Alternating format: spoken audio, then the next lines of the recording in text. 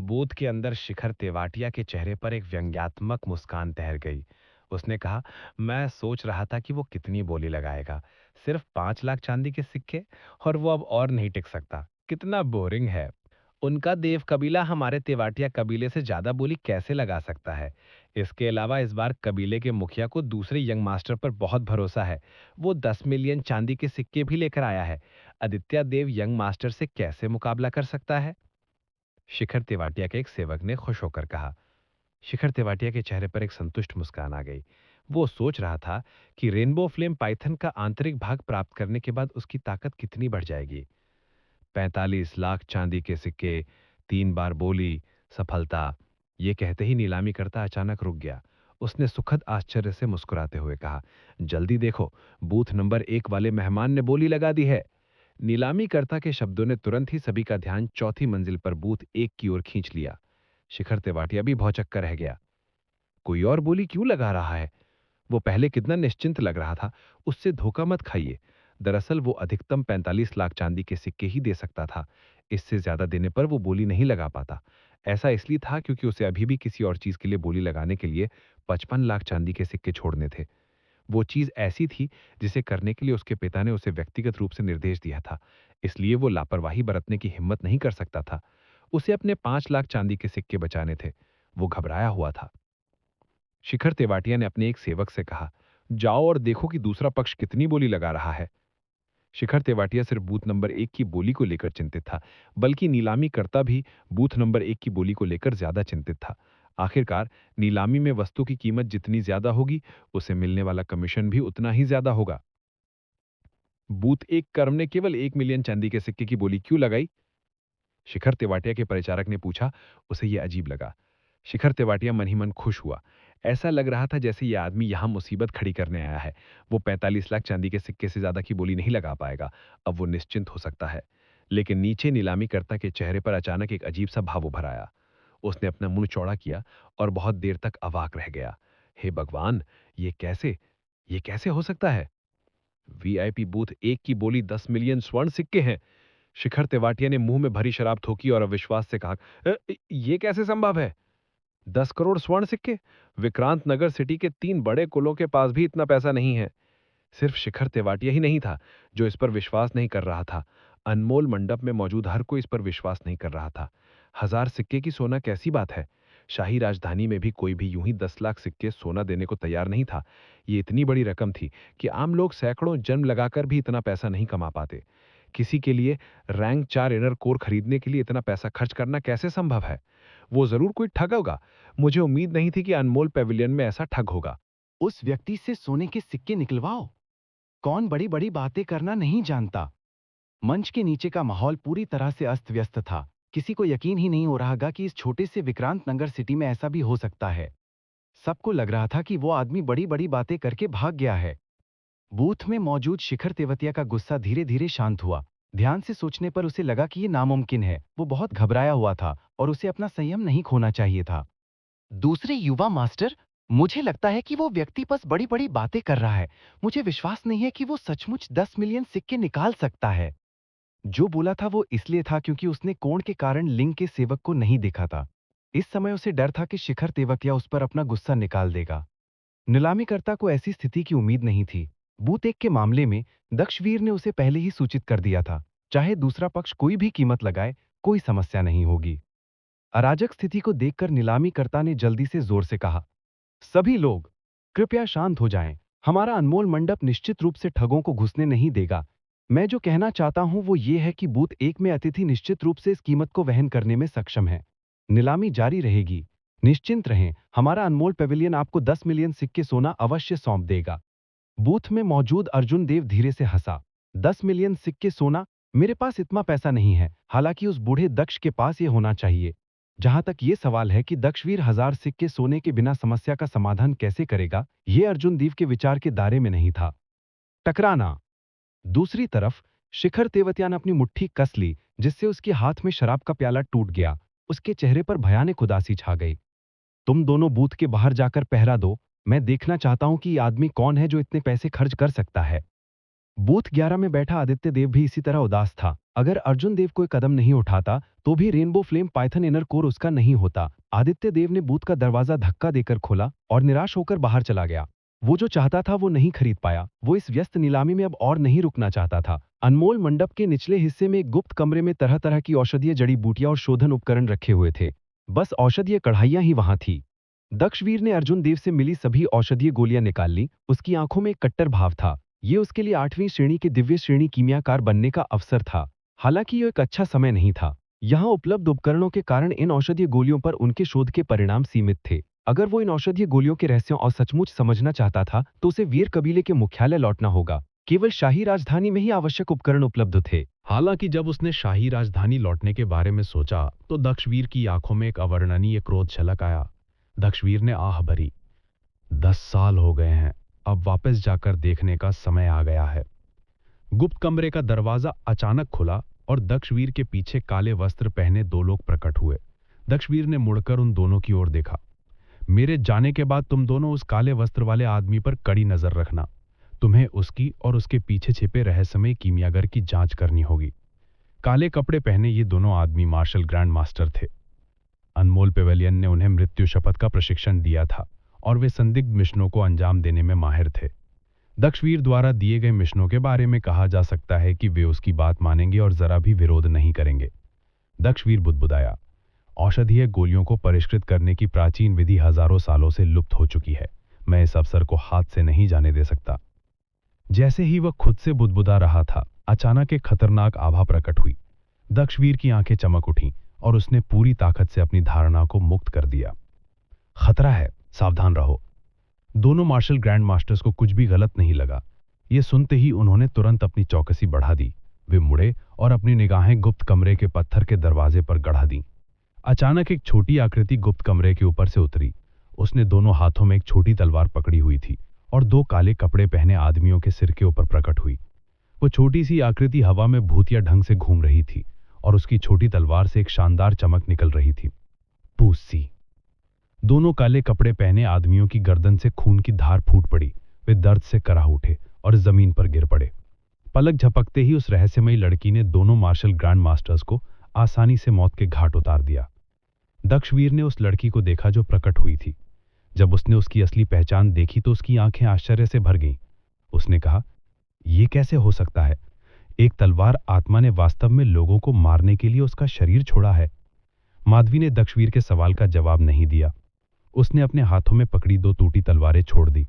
टूटी तलवारें बिजली की चमक में बदल गईं और बेरहमी से गुप्त कमरे की दीवारों की ओर उड़ गईं। ठड़ाम। तलवारें दीवार में धंस गईं और आसानी से उसमें धंस गईं। दीवार पर मकड़ी के जाले जैसी दरारें पड़ गईं। ये दरारें कंतातार बढ़ती गईं और पूरा गुप्त कमरा ढहने के संकेत देने लगा।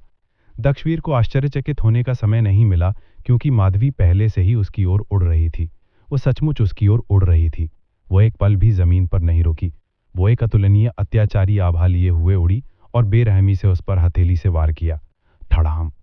दक्षवीर ने जल्दी से अपनी हथेली से वार किया और माधवी के बेजोड़ वार को झेला। दोनों हथेलियां आपस में टकरा गईं। दक्षवीर का शरीर लगातार पीछे की ओर धकेला जा रहा था। उसके पीछे रखी मेज और जड़ी बोटियां रखने वाली अलमारियां सब टुकड़े टुकड़े हो गई थीं। फू-सी। माधवी की हथेली के जोरदार प्रहार ने दक्षवीर द्वारा इकट्ठा किया गया सार तत्व तुरंत चकनाचूर कर दिया। उसका शरीर एक जोरदार धमाके के साथ दीवार से टकराया और उसने मुंह भर खून उगल दिया। दक्षवीर के चेहरे पर दर्द के भाव थे। इससे पहले कि वो कुछ कह पाता, उसने माधवी की हथेली का दबाव फिर से बढ़ता हुआ महसूस किया। एक जोरदार धमाके के साथ उसका पूरा शरीर दीवार में धंस गया। हथेली के जोरदार प्रहार से दक्षवीर को लगा कि उसके अंदरूनी अंग अपनी जगह बदल रहे हैं। उसके दिल में बेबसी का एहसास हुआ। एक मार्शल किंग होने के बावजूद उसके सामने वाला व्यक्ति जरा भी जवाबी हमला नहीं कर सका। यह तलवार आत्मा कम से कम एक मध्यम श्रेणी की मार्शल सम्राट तो है ही।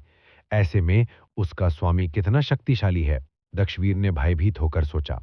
हालांकि वो समझ नहीं पा रहा था कि उसने किस विशेषज्ञ को नाराज किया है। हालांकि वह महान महारांश राष्ट्र में एक उच्च पद पर था, फिर भी वह बहुत कम जाना पहचाना था। पिछले 10 सालों में तो ये और भी ज्यादा सच हो गया था। वह एकांत में रह रहा था और कभी विक्रांत नगर सिटी से बाहर नहीं गया था। क्या मैं पूछ सकता हूं कि तुम्हारा मालिक कौन है? मुझे उससे किस तरह की दुश्मनी है? दक्षवीर ने कर्कश स्वर में पूछा। अगर उसे मरना भी था तो भी उसे कारण जानना ही था। जवाब में उसे माधवी का और भी जोरदार प्रहार मिला। दक्षवीर ने फिर से खून उगल दिया और उसका शरीर दीवार में और धंस गया। दीवार में दसियों मीटर चौड़ा एक मानव आकाय का छेद दिखाई दिया। ये तब बना जब दक्षवीर पर एक अदम्य बल का प्रहार हुआ।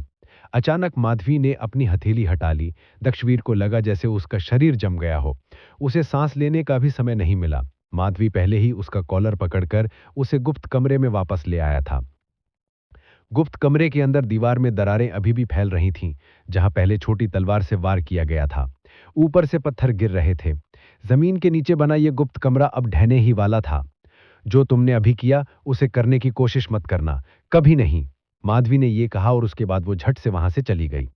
भयभीत दक्षवीर को आखिरकार पता चल गया कि उसने किसे नाराज किया है। उसने गुप्त कमरे की ओर देखा जो ढहने ही वाला था। उसके दिल में बहुत दर्द हो रहा था।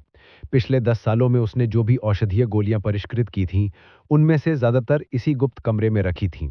यद्यपि कुछ सर्वोच्च श्रेणी की औषधीय गोलियां उसकी स्थामिक रिंग में संग्रहित थीं, लेकिन ऐसा लग रहा था कि वो रैंक 7 और उससे नीचे की औषधीय गोलियां नहीं रख पाएगा। दक्षवीर को जब अर्जुन देव से मिली औषधीय गोलियां मिल गईं, तो वह बिना रुके तुरंत गुप्त कमरे से बाहर निकल गया। उसके जाने के 2 सेकंड बाद गुप्त कमरा जोर से गिर गया। जमीन पर पड़ा दक्षवीर डर के मारे जमीन में बने बड़े गड्ढे को देख रहा था। उसे लग रहा था जैसे वो अभी भी सदमे में है। मात्र 5 मिनट में ही उनकी 10 साल की कड़ी मेहनत पर पानी फिर गया। यद्यपि अनमोल मंडप के पिछवाड़े में गुप्त कमरे में हंगामा बहुत बड़ा था, लेकिन हॉल में मौजूद लोगों ने इस पर ध्यान नहीं दिया।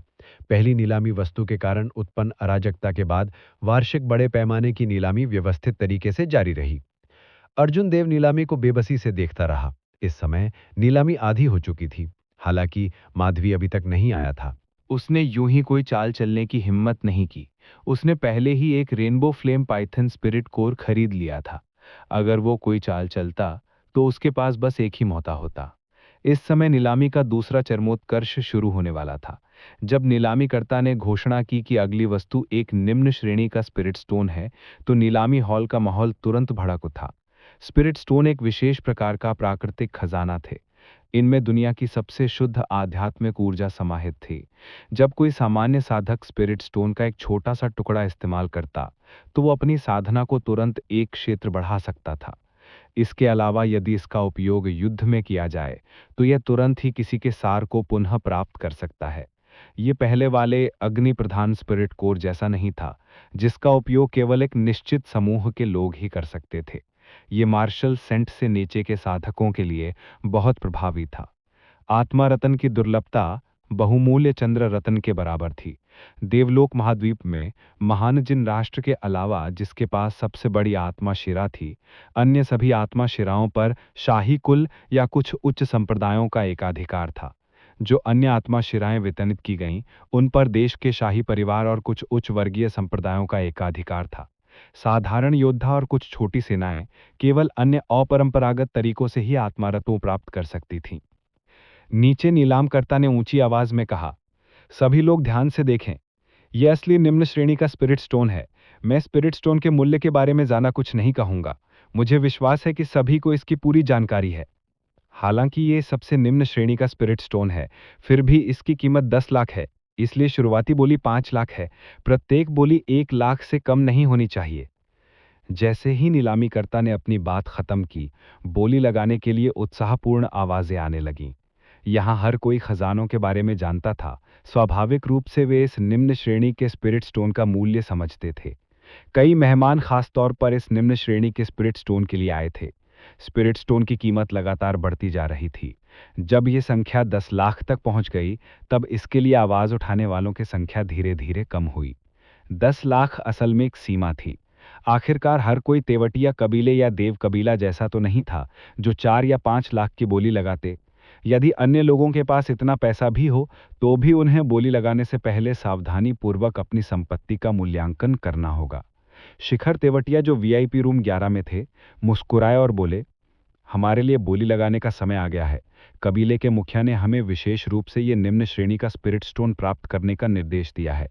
20 लाख की बोली लगाओ। जैसे ही शिखर तेवटिया ने अपनी बोली लगाई, नीलामकर्ता ने तुरंत उत्साह से अपनी बोली चिल्लाकर बताई, अतिथि संख्या 11 ने फिर से अपनी चाल चली है। 20 लाख सिक्के चांदी की बोली लगाई है। वो वाकई बहुत उदार है। क्या इससे भी ऊंची कोई बोली है? 20 लाख सिक्के चांदी की ऊंची कीमत के संबंध में हॉल में बैठे लोगों को वास्तव में ज्यादा उम्मीद नहीं थी। अगली लड़ाई चौथी मंजिल पर स्थित वीआईपी बूथों पर बैठे लोगों से होनी चाहिए।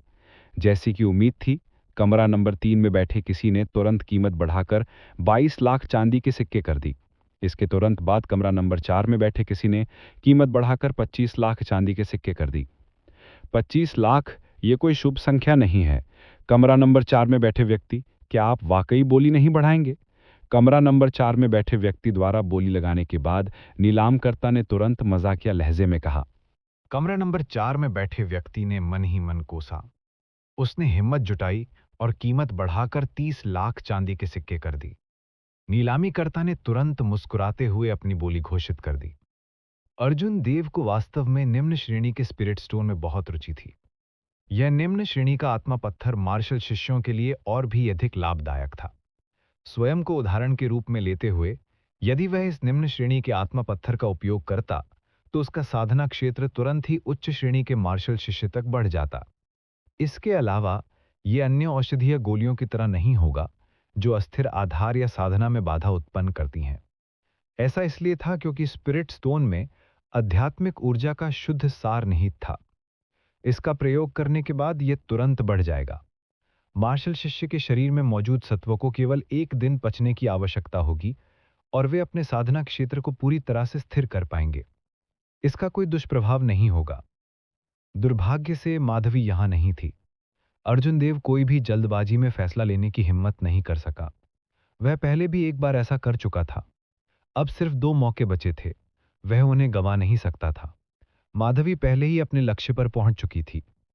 हालांकि जब उसने निम्न श्रेणी के आत्मरत्नों को नीलाम होते देखा तो अर्जुन देव अपने दिल में एक बेचैनी महसूस करने से खुद को नहीं रोक सका।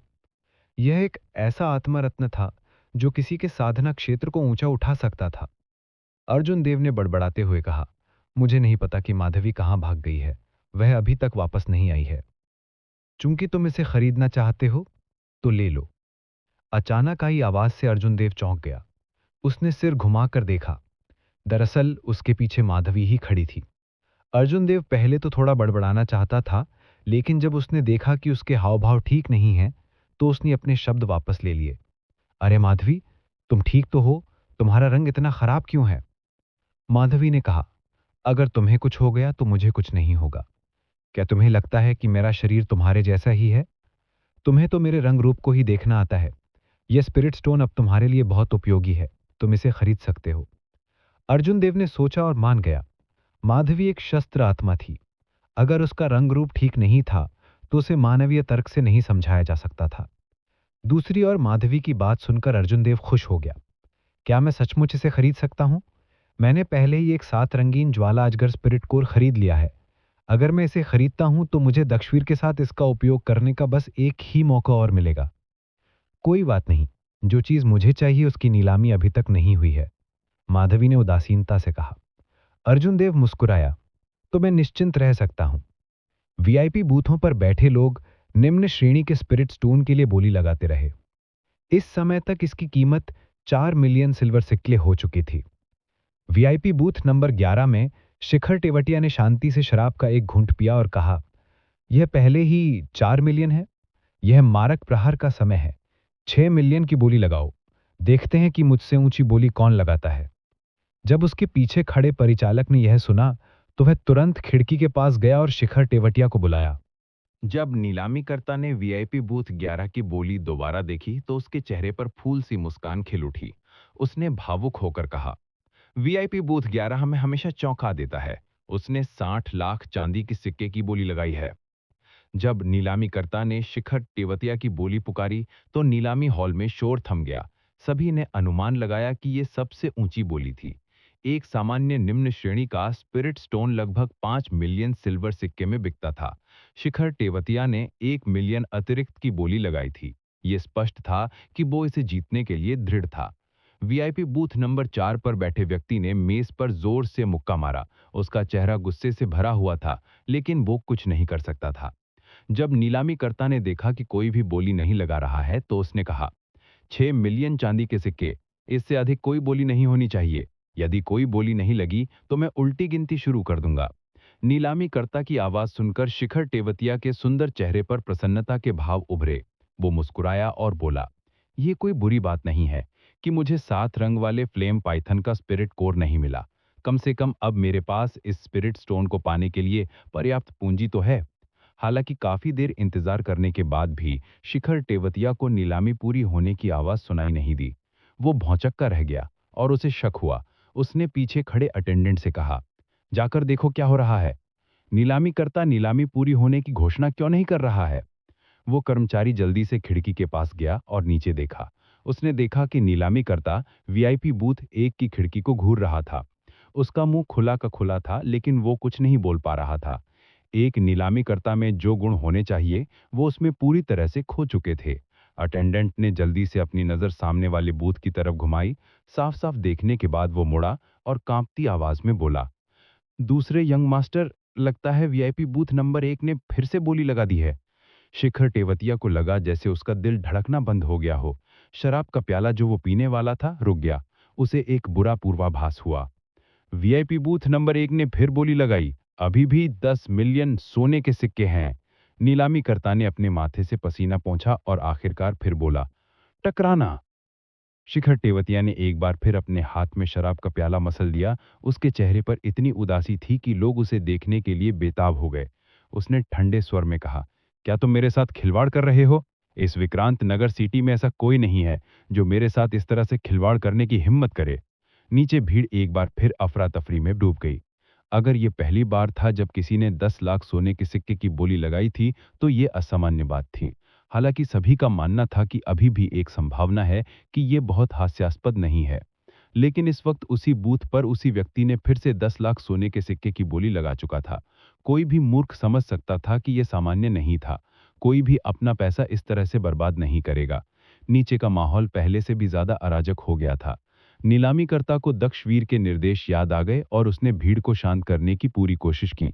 काफी मशक्कत के बाद वो नीलामी जारी रखने में कामयाब रहा। माधवी ने धीरे से मुस्कुराते हुए कहा, तुम सच में बहुत बदमाश हो।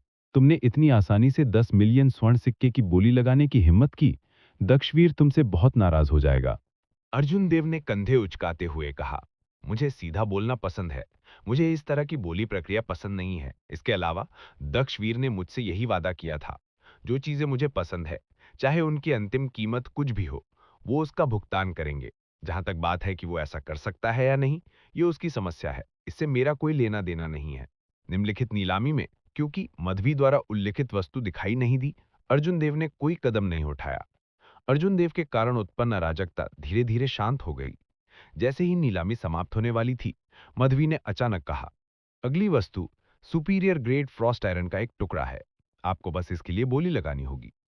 अर्जुन देव को समझ नहीं आया, तुम्हें वो फ्रॉस्ट आयरन किस लिए चाहिए? मधवी ने कहा, बेशक मुझे इसकी कोई जरूरत नहीं है। तुम आज सुबह सारे मूनस्टोन लाए थे, क्या तुम्हें लगा कि मैंने इसे नहीं देखा? तुम मूर्ख हो। मुझे ये मत बताओ कि तुम सोचते हो कि आत्मा हथियार बनाने के लिए केवल मूनस्टोन की ही आवश्यकता होती है। अर्जुन देव का चेहरा थोड़ा लाल हो गया। मैंने इसके बारे में ज्यादा नहीं सोचा। मैंने सोचा कि बाकी सामग्री स्थानीय स्तर पर ही मिल सकती है। मधवी ने कहा, इसे स्थानीय स्तर पर प्राप्त करने में कोई बुराई नहीं है। बात बस इतनी है कि यह फ्रॉस्ट आयरन एक दुर्लभ सुपीरियर ग्रेड फ्रॉस्ट आयरन है। इसे परिष्कृत करने के बाद यह पीक ग्रेड फ्रॉस्ट आयरन की गुणवत्ता तक पहुंच सकता है। यदि आप केवल एक गहन वर्गीकृत स्पिरिट हथियार बनाना चाहते हैं तो आप इस फ्रॉस्ट आयरन को छोड़ सकते हैं। यह सुनकर कि मधवी इस फ्रॉस्ट आयरन की गुणवत्ता बढ़ा सकता है, अर्जुन देव मन ही मन खुश हुआ। वो पीक ग्रेड फ्रॉस्ट आयरन की दुर्लभता और कीमतीपन के बारे में कुछ कुछ जानता था। इस दुनिया में बहुत कम मात्रा में पीक ग्रेड फ्रॉस्ट आयरन को छोड़कर जो प्राकृतिक रूप से उत्पादित किया जा सकता है, अन्य पीक ग्रेड फ्रॉस्ट आयरन को केवल सुपीरियर ग्रेड फ्रॉस्ट आयरन को परिष्कृत करके ही प्राप्त किया जा सकता है। हालांकि रिशोधन की इस विधि को देवलोक महाद्वीप में केवल कुछ ही लोग समझ सकते हैं। अर्जुन देव को जो पता था उसके अनुसार महान महारन राष्ट्र में केवल स्वर्गीय शिल्प मनोवर ने ही रिशोधन की इस विधि को समझा था। इस प्रकार जब उसने इस सुपीरियर ग्रेड फ्रॉस्ट आयरन को प्राप्त कर लिया तथा उसके हाथों में बड़ी मात्रा में मूनस्टोन्स आ गए, तो वो स्वर्ग वर्गी का स्पिरिट हथियार बना सकता है। चूंकि यही बात थी, इसलिए अर्जुन देव ने और देर नहीं की। जब नीलामीकर्ता ने बोली शुरू होने की घोषणा की तो उसने तुरंत अपनी बोली लगा दी। बोली अभी भी 1 करोड़ स्वर्ण सिक्के ही थी। अर्जुन देव ने जो अराजकता की कल्पना की थी वो नहीं दिखी। नीचे के लोग अभी भी अर्जुन देव की बोली से सुन्न थे। केवल वे ही चिंतित थे जिन्होंने बोली लगाई थी। उनकी भावनाओं को खुशी और चिंता का मिश्रण कहा जा सकता है। उन्हें डर था कि अर्जुन देव बस शेख ही बघा रहा है, लेकिन उन्होंने ये भी सोचा कि अनमोल पवेलियन की महान प्रतिष्ठा को देखते हुए उनके लिए अपनी बात से मुकरना नामुमकिन होगा। नीलामी समाप्त होने के बाद तुरंत किसी ने अर्जुन देव द्वारा नीलाम की गई तीनों वस्तुओं को अर्जुन देव के कमरे में लाए और उन्हें ध्यान से जांचा। Rainbow flame Python inner core, inferior grade spirit stone और सुपीरियर ग्रेड फ्रॉस्ट आयरन। गुणवत्ता में कोई समस्या नहीं थी। अर्जुन देव ने अपने हाथ में पकड़ा हुआ फ्रॉस्ट आयरन माधवी को देते हुए कहा, क्या मैं इसे यहीं परिष्कृत कर सकता हूं? मुझे ऐसा लग रहा है कि बाहर 2 लोग मुझे घूर रहे हैं। माधवी ने उदासीनता से कहा, आपकी धारणा बुरी नहीं है। वास्तव में 2 मक्खियां बाहर छिपी हुई हैं। इस सुपीरियर ग्रेड फ्रॉस्ट आयरन को परिष्कृत करने के लिए स्थान की कोई विशेष आवश्यकता नहीं है। फ्रॉस्ट आयरन का वो टुकड़ा लगभग एक स्कूल बैग के आकार का था। जब अर्जुन देव ने उसे हाथ में लिया तो उसे लगा कि उसका वजन कम से कम 100 किलो होगा। वह स्याही की तरह काला था और बहुत मोटा लग रहा था। माधवी ने आसानी से फ्रॉस्ट आयरन को अपने हाथ में पकड़ लिया। हवा में उछालने से पहले उसने उसे कई बार तौला। उसकी हथेली से एक सफेद लौ निकली और हवा में फ्रॉस्ट आयरन को घेर लिया। अर्जुन देव ने माधवी की हर हरकत पर ध्यान से नजर रखी। उसने उसके हर कदम को याद कर लिया। सुपीरियर ग्रेड फ्रॉस्ट आयरन को परिष्कृत करने की विधि इस महाद्वीप में एक अत्यंत दुर्लभ गुप्त तकनीक थी। ये केवल कुछ ही लोगों के हाथ में थी। महान महाराण साम्राज्य में केवल स्वर्गीय शिल्प जागीर के पास ही ऐसी तकनीक थी। ये उसके लिए एक सीखने का एक अच्छा अवसर था।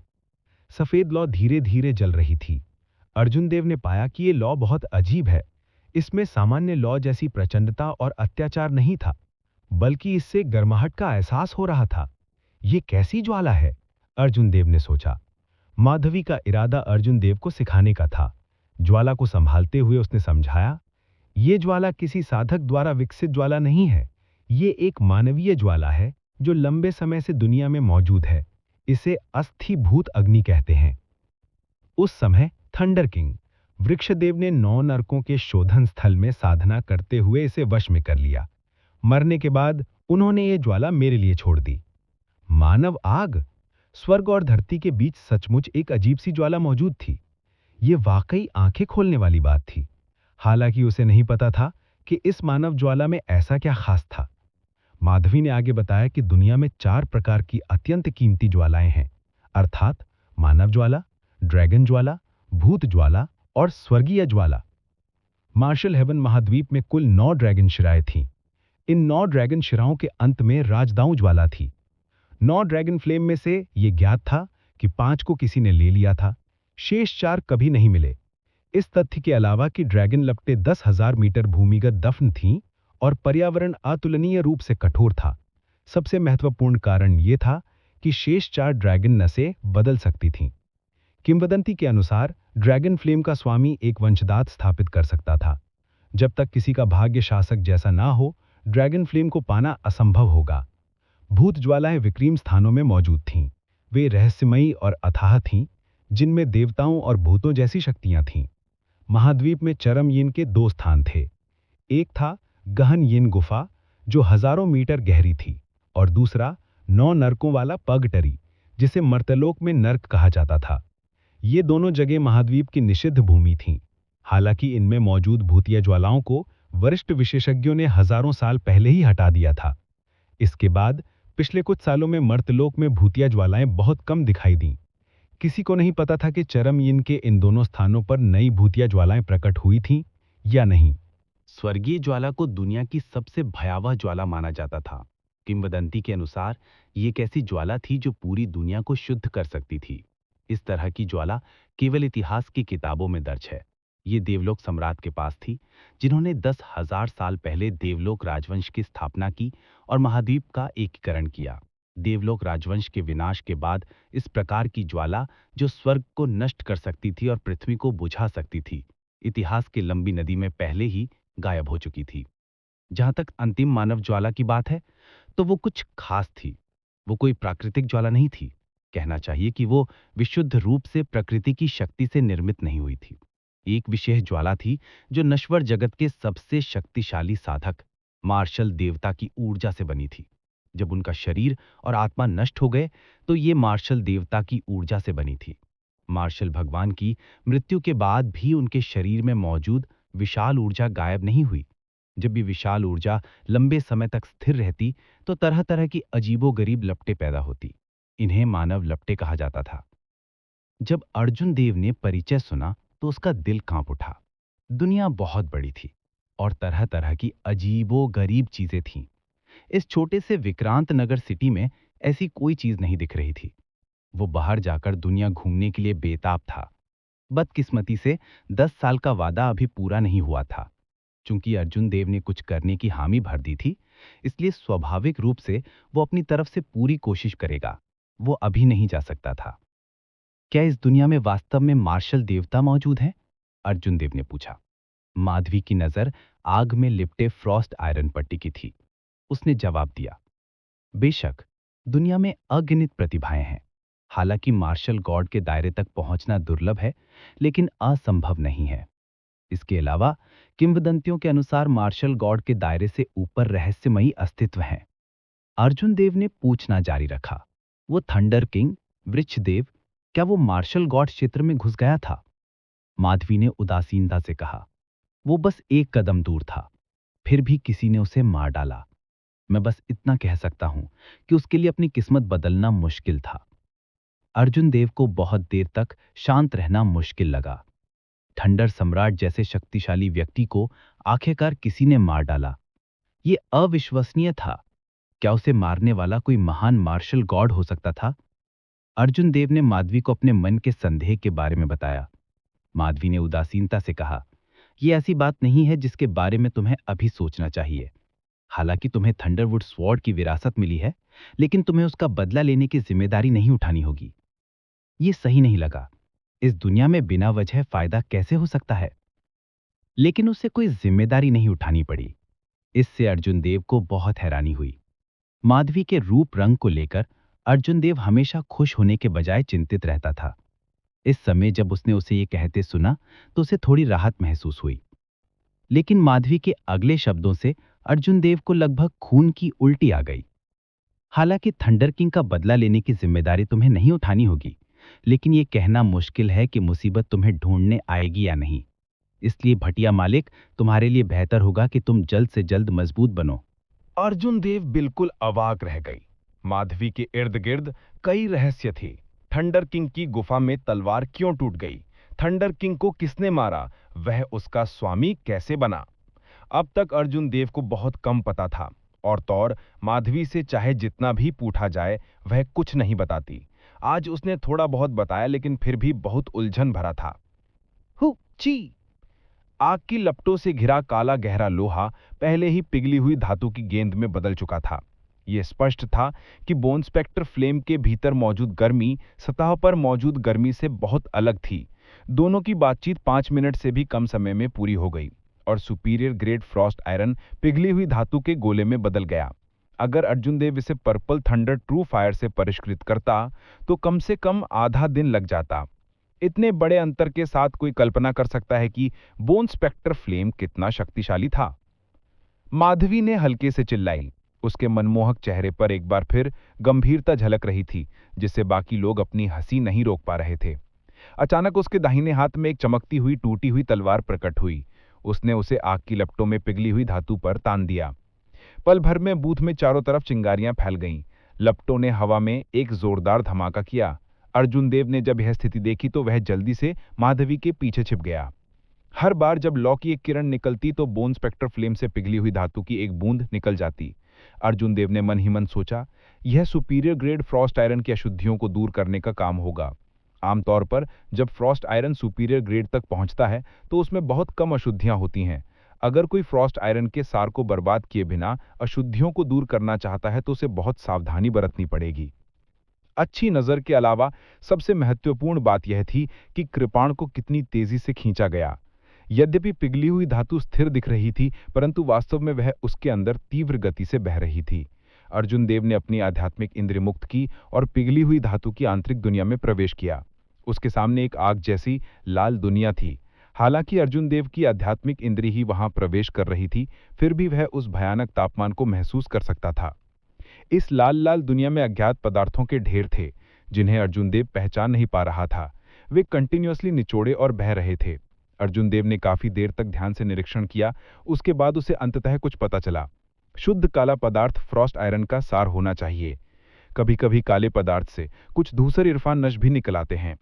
माधवी के हाथ में छोटी तलवार उसके पिछले जन्म के सटीक औजारों जितने ही सटीक थी। जब धूसर पदार्थ हटा दिया गया तो सार बिल्कुल भी बर्बाद नहीं हुआ, वह पूरी तरह सुरक्षित रहा। अर्जुन देव ने अपनी आध्यात्मिक समझ वापस खींच ली और एक बार फिर माधवी के प्यारे चेहरे को देखा। उसकी आंखें प्रशंसा से भरी हुई थीं। माधवी न केवल दावा को परिष्कृत करना जानती थी, बल्कि जो कौशल उसने दिखाया वह स्पष्ट रूप से ऐसा नहीं था जो एक साधारण व्यक्ति कर सकता है। इस छोटी बच्ची के कितने राज हैं, क्या मैं सचमुच इस पर पूरा भरोसा कर सकती हूँ? ये हो गया। मधवी ने राहत की सांस ली और खुशी से कहा। उसने बोन स्पेक्टर फ्लेम को अपने हाथ में लिया और उसे धीरे से हिलाया। उसके छोटे से हाथ में मुट्ठी भर फ्रॉस्ट आयरन का एक टुकड़ा दिखाई दिया। उसकी आंखों में खुशी के भाव थे। कचरा मास्टर, ये आपके लिए है। अर्जुन देव को मधवी से पी ग्रेड फ्रॉस्ट आयरन मिला। वह बेहद खुश था। मुट्ठी भर पी ग्रेड फ्रॉस्ट आयरन का यह टुकड़ा सुपीरियर ग्रेड फ्रॉस्ट आयरन से 100 गुना ज्यादा कीमती था। हालांकि इस समय अर्जुन देव ने देखा कि मधवी के हाव भाव और भी कमजोर हो गए थे। उसके दिल में बेवजह आग लग गई। तुमने मुझसे पहले झूठ बोला था, है ना? तुम्हारा रंग रूप बहुत खराब है। जब तुम पहले बाहर गई थी तो जरूर कुछ खतरनाक काम किया होगा। तुमने मुझसे भी झूठ बोला था कि तलवार आत्मा का शरीर मनुष्य से अलग होता है, इसलिए तुम चीजों को उनके रंग रूप से आकलन नहीं कर सकते। तुम्हारी वर्तमान स्थिति अत्यधिक परिश्रम के कारण है, मधवी ने तर्क दिया। आपने वास्तव में एक तलवार आत्मा का न्याय करने के लिए एक मानव की आंखों का उपयोग किया। आप वास्तव में एक बेकार और मूर्ख हैं। आप खुद बाहर की मक्खियों से निपट सकते हैं। मधवी की बात खत्म होने के बाद उसे लगा कि वह गलत है। वह यूनिवर्स रिंग में घुस गई और फिर बाहर नहीं आई।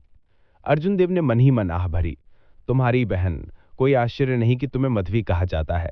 थंडर किंग ने उसे गलत नाम नहीं दिया। उसकी सुंडेरे विशेषता अभी भी बहुत ऊंची है।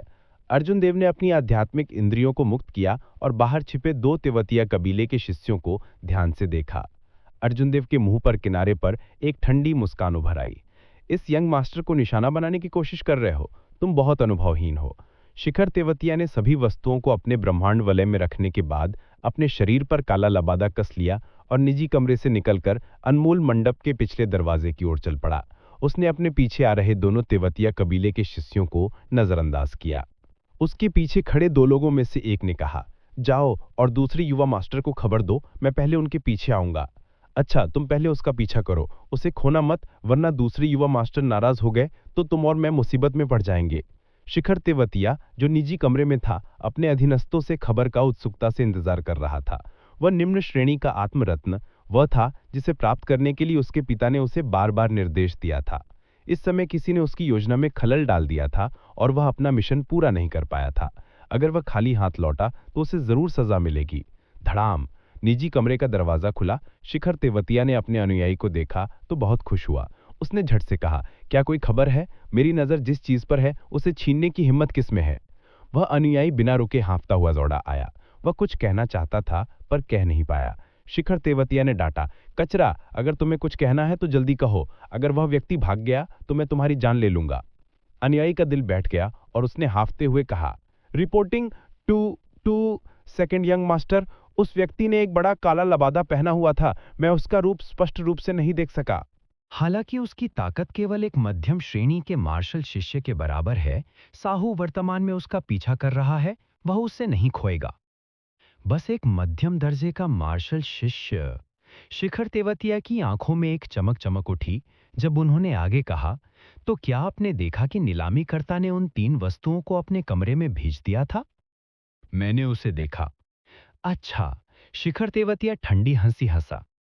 एक साधारण मध्यम श्रेणी का मार्शल शिष्य वास्तव में मेरी योजनाओं को 2 बार बाधित करने का साहस कर सकता है?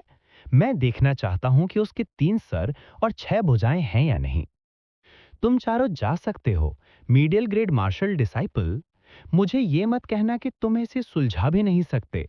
मैं वापस जाकर पहले अपने पिता को स्थिति समझाऊंगा। दूसरे युवा गुरु निश्चिंत रहें। एक मध्यम श्रेणी के मार्शल शिष्य की तो बात छोड़ ही दीजिए, एक उच्च श्रेणी का मार्शल शिष्य भी मुझसे बच नहीं पाएगा, शिखर तेवतिया के मार्शल गुरु अनुयायी ने कहा। उसी समय एनिमल पवेलियन के पिछवाड़े में डेक्शवीर ढह गए गुप्त कमरे को साफ करने के लिए लोगों को भेज रहा था। उम्मीद है कि उसे कुछ गोलियां मिल जाएंगी जो खराब न हुई हों। आखिरकार ये 10 साल की मेहनत का नतीजा था। उन्हें यूं गायब होते देखना वाकई दिल दहला देने वाला था। ठीक इसी समय एनिमल पवेलियन की नीलामी का मैनेजर वहां आया। डक्शवीर के पीछे खड़े उसके चेहरे पर बेहद भद्दे भाव थे। वह कुछ कहना चाहता था पर समझ नहीं पा रहा था कि क्या कहे।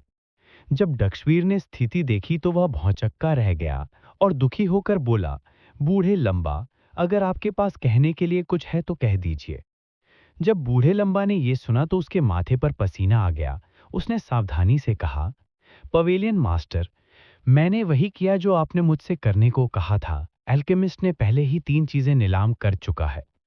जब डक्शवीर ने यह सुना तो वह मुस्कुराया और बोला, मैं सोच रहा था कि मामला क्या है, तुम इतनी छोटी सी बात पर इतने चिंतित क्यों हो? वैसे उसकी नजर किस पर थी? जब ओल्ड लंबा ने देखा कि पवेलियन मास्टर का मूड ठीक है तो वह थोड़ा शांत हुआ। उसने कहा, एक रेनबो फ्लेम पाइथन ने इनर कोर, एक इंफीरियर ग्रेड स्पिरिट स्टोन और एक सुपीरियर ग्रेड फ्रॉस्ट आयरन। डेक्सफिर खिलखिलाकर हंसा, आपकी नजर बिल्कुल सटीक है ना? ये सब अच्छी चीजें हैं। देवलोक महाद्वीप में भी ये दुर्लभ खजाने हैं। बूढ़ा लंबा काफी देर तक हिचकिचाता रहा, फिर आखिरकार उसने अपना मन बना लिया। उसने धीरे से कहा, हालांकि मंडप स्वामी की अंतिम बोली काफी ऊंची थी। डक्सवीर ने दुखी होकर कहा, क्या हुआ? क्या आपको चिंता है कि मैं इसे वहन नहीं कर सकता? आपके लिए उच्च अधिकारियों को यह समझाना आसान नहीं होगा कि उन्होंने कितनी कीमत बोली है। 10 मिलियन सोने के सिक्के। 10 मिलियन? डक्सवीर आधा ही बोला था कि उसकी चेहरे के भाव बदल गए। उसने कहा, कितना कहा? फिर से बताओ। 3 चीजें, हर एक 10 लाख सोने के सिक्के में बिकी, यानी कुल 30 लाख सोने के सिक्के।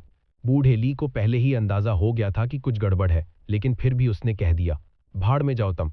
जब दक्षवीर ने यह सुना तो उसने अपनी हैसियत की परवाह ना करते हुए शाप दे दिया। आसपास के सेवक और बूढ़े ली सभी चौंक गए।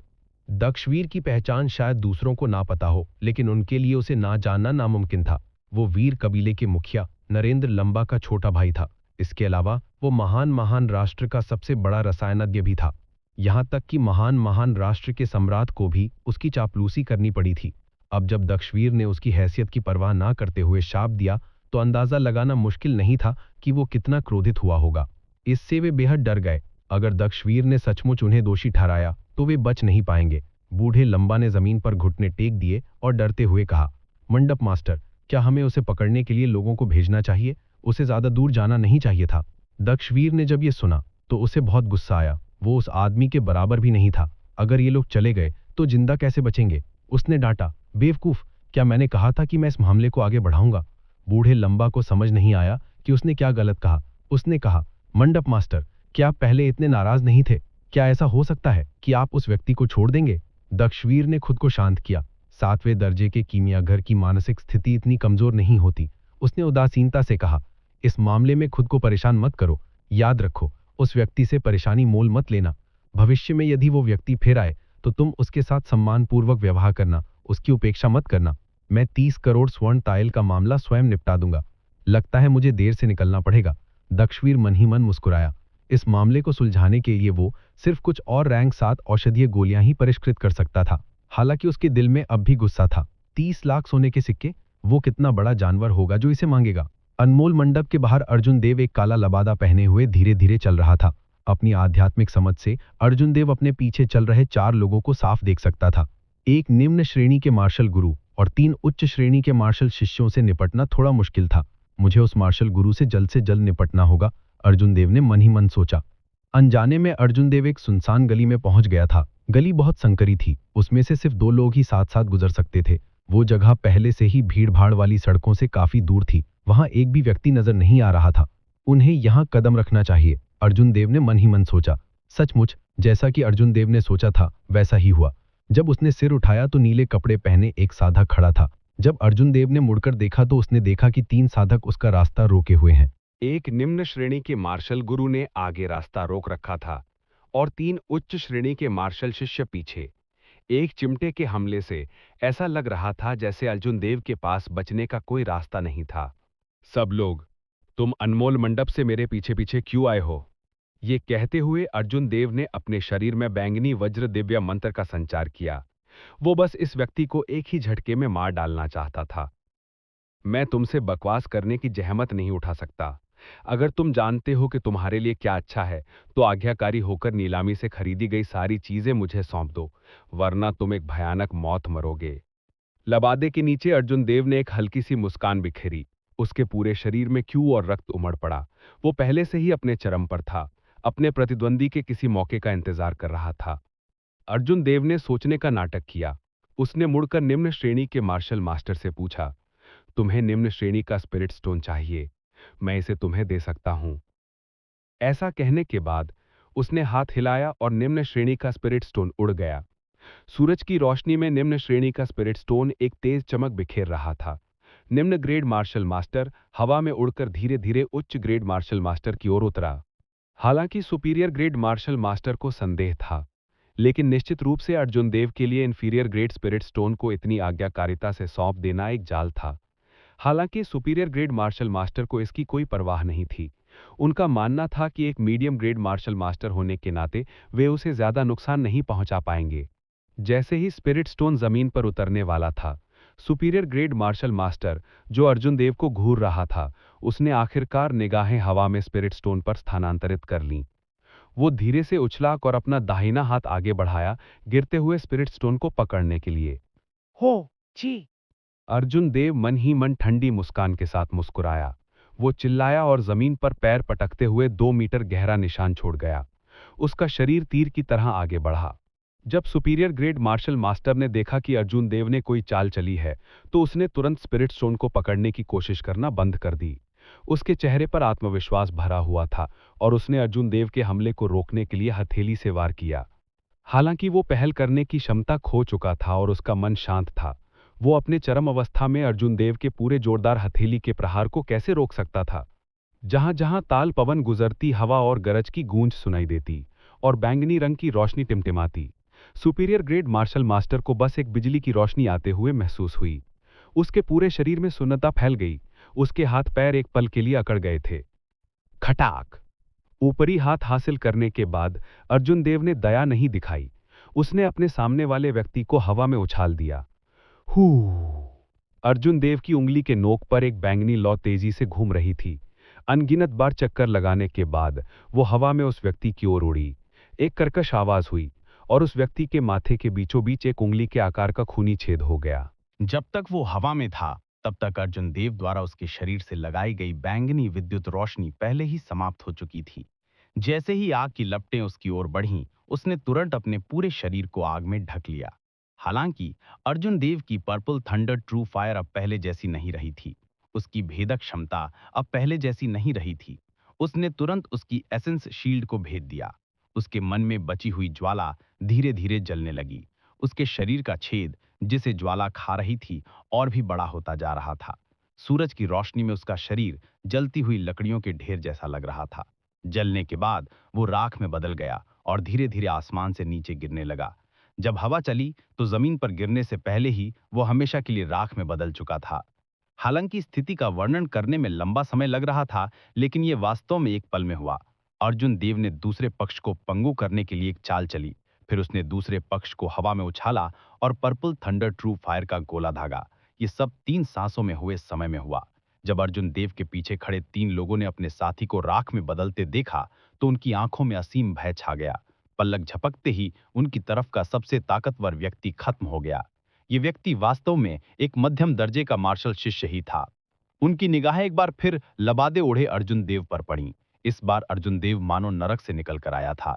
इस आदमी को पीट दो, चाहे वो कितना भी ताकतवर क्यों ना हो। है तो बस एक मध्यम दर्जे का मार्शल शिष्य, और तो और उसके पास कोई हथियार भी नहीं है। मुझे नहीं लगता कि वो हम तीनों को मार सकता है। उनमें से एक ने बेधड़क होकर कहा। जब बाकी 2 लोगों ने यह सुना, तो उन्होंने जल्दी से अपने हथियार निकाल लिए। अगर वे दूसरे युवा गुरु द्वारा दिए गए मिशन को पूरा नहीं कर पाए, तो उन्हें कड़ी सजा मिलेगी। यद्यपि उनके सामने वाला व्यक्ति भयानक था, लेकिन ऐसा नहीं था कि उनके पास जीतने का मौका नहीं था। हालांकि जब उन्होंने अपने हथियार निकाले तो उन्हें यह जानकर सदमा हुआ कि वे इतनी संकरी गली में अपने हथियार इस्तेमाल नहीं कर सकते। वे खुद को झुंझलाए बिना नहीं रह सके। लबादे के नीचे अर्जुन देव ने उपहास पूर्वक मुस्कुराते हुए कहा, क्या तुमने सोचा था कि मैं लापरवाही से एक गली में चला गया था? मैं मूर्खतापूर्वक तुम्हारे पीछे अंदर आ गया। आज तुम में से कोई भी नहीं बच सकता। 3 उच्च दर्जे के मार्शल कल्टीवेटर जो अपने हथियारों का उपयोग नहीं कर सकते थे, इस संकरी गली में केवल एक दूसरे के साथ साथ चल सकते थे। अर्जुन देव को उनमें से केवल 2 लोगों से निपटने की जरूरत थी। ये कोई मुश्किल काम नहीं था। इसके अलावा 2 लोगों का साथ साथ चलना अर्जुन देव जितना सुविधाजनक नहीं था। उन तीनों से निपटने के बाद अर्जुन देव का आधा सार भी खर्च नहीं हुआ था। उसने कुछ लपटें निकाली और जमीन पर लोगों को राख में बदल दिया। अर्जुन देव ने अपना काला लबादा उतारा और धीरे धीरे सुनसान गली से बाहर निकल गया। आगे चलने पर गली के आखिर में एक लोहार की दुकान थी। ये लोहार की दुकान बहुत जर्जर थी। लकड़ी के साइन बोर्ड का पेंट पहले ही उखड़ चुका था। वो फकूंद मार लकड़ी के बोर्ड जैसा लग रहा था। अर्जुन देव को आज बाहर आने का मकसद याद आ गया और उसने अंदर जाकर देखने का फैसला किया। चूंकि वो इतनी दूर आ ही चुका था, इसलिए देखने में कोई हर्ज नहीं था। इस दुकान का क्षेत्रफल बहुत छोटा था। संकरी दुकान में एक भी पूरी शेल्फ नहीं थी। लोहे के बहुत सारे बर्तन कोने में रखे हुए थे, जिससे दुकान और भी छोटी लग रही थी। अर्जुन देव ने इधर उधर देखा। लोहे के बर्तनों के ढेर के बीच उसे कुछ खेती के औजार मिले। उसे ये सब मजेदार लगा। उन्होंने तो खेती के औजार बेचने शुरू कर दिए हैं। उनका धंधा कितना बुरा होगा। मैंने तो यहाँ स्पिरिट वेपन बनाने के लिए आने की सोची थी।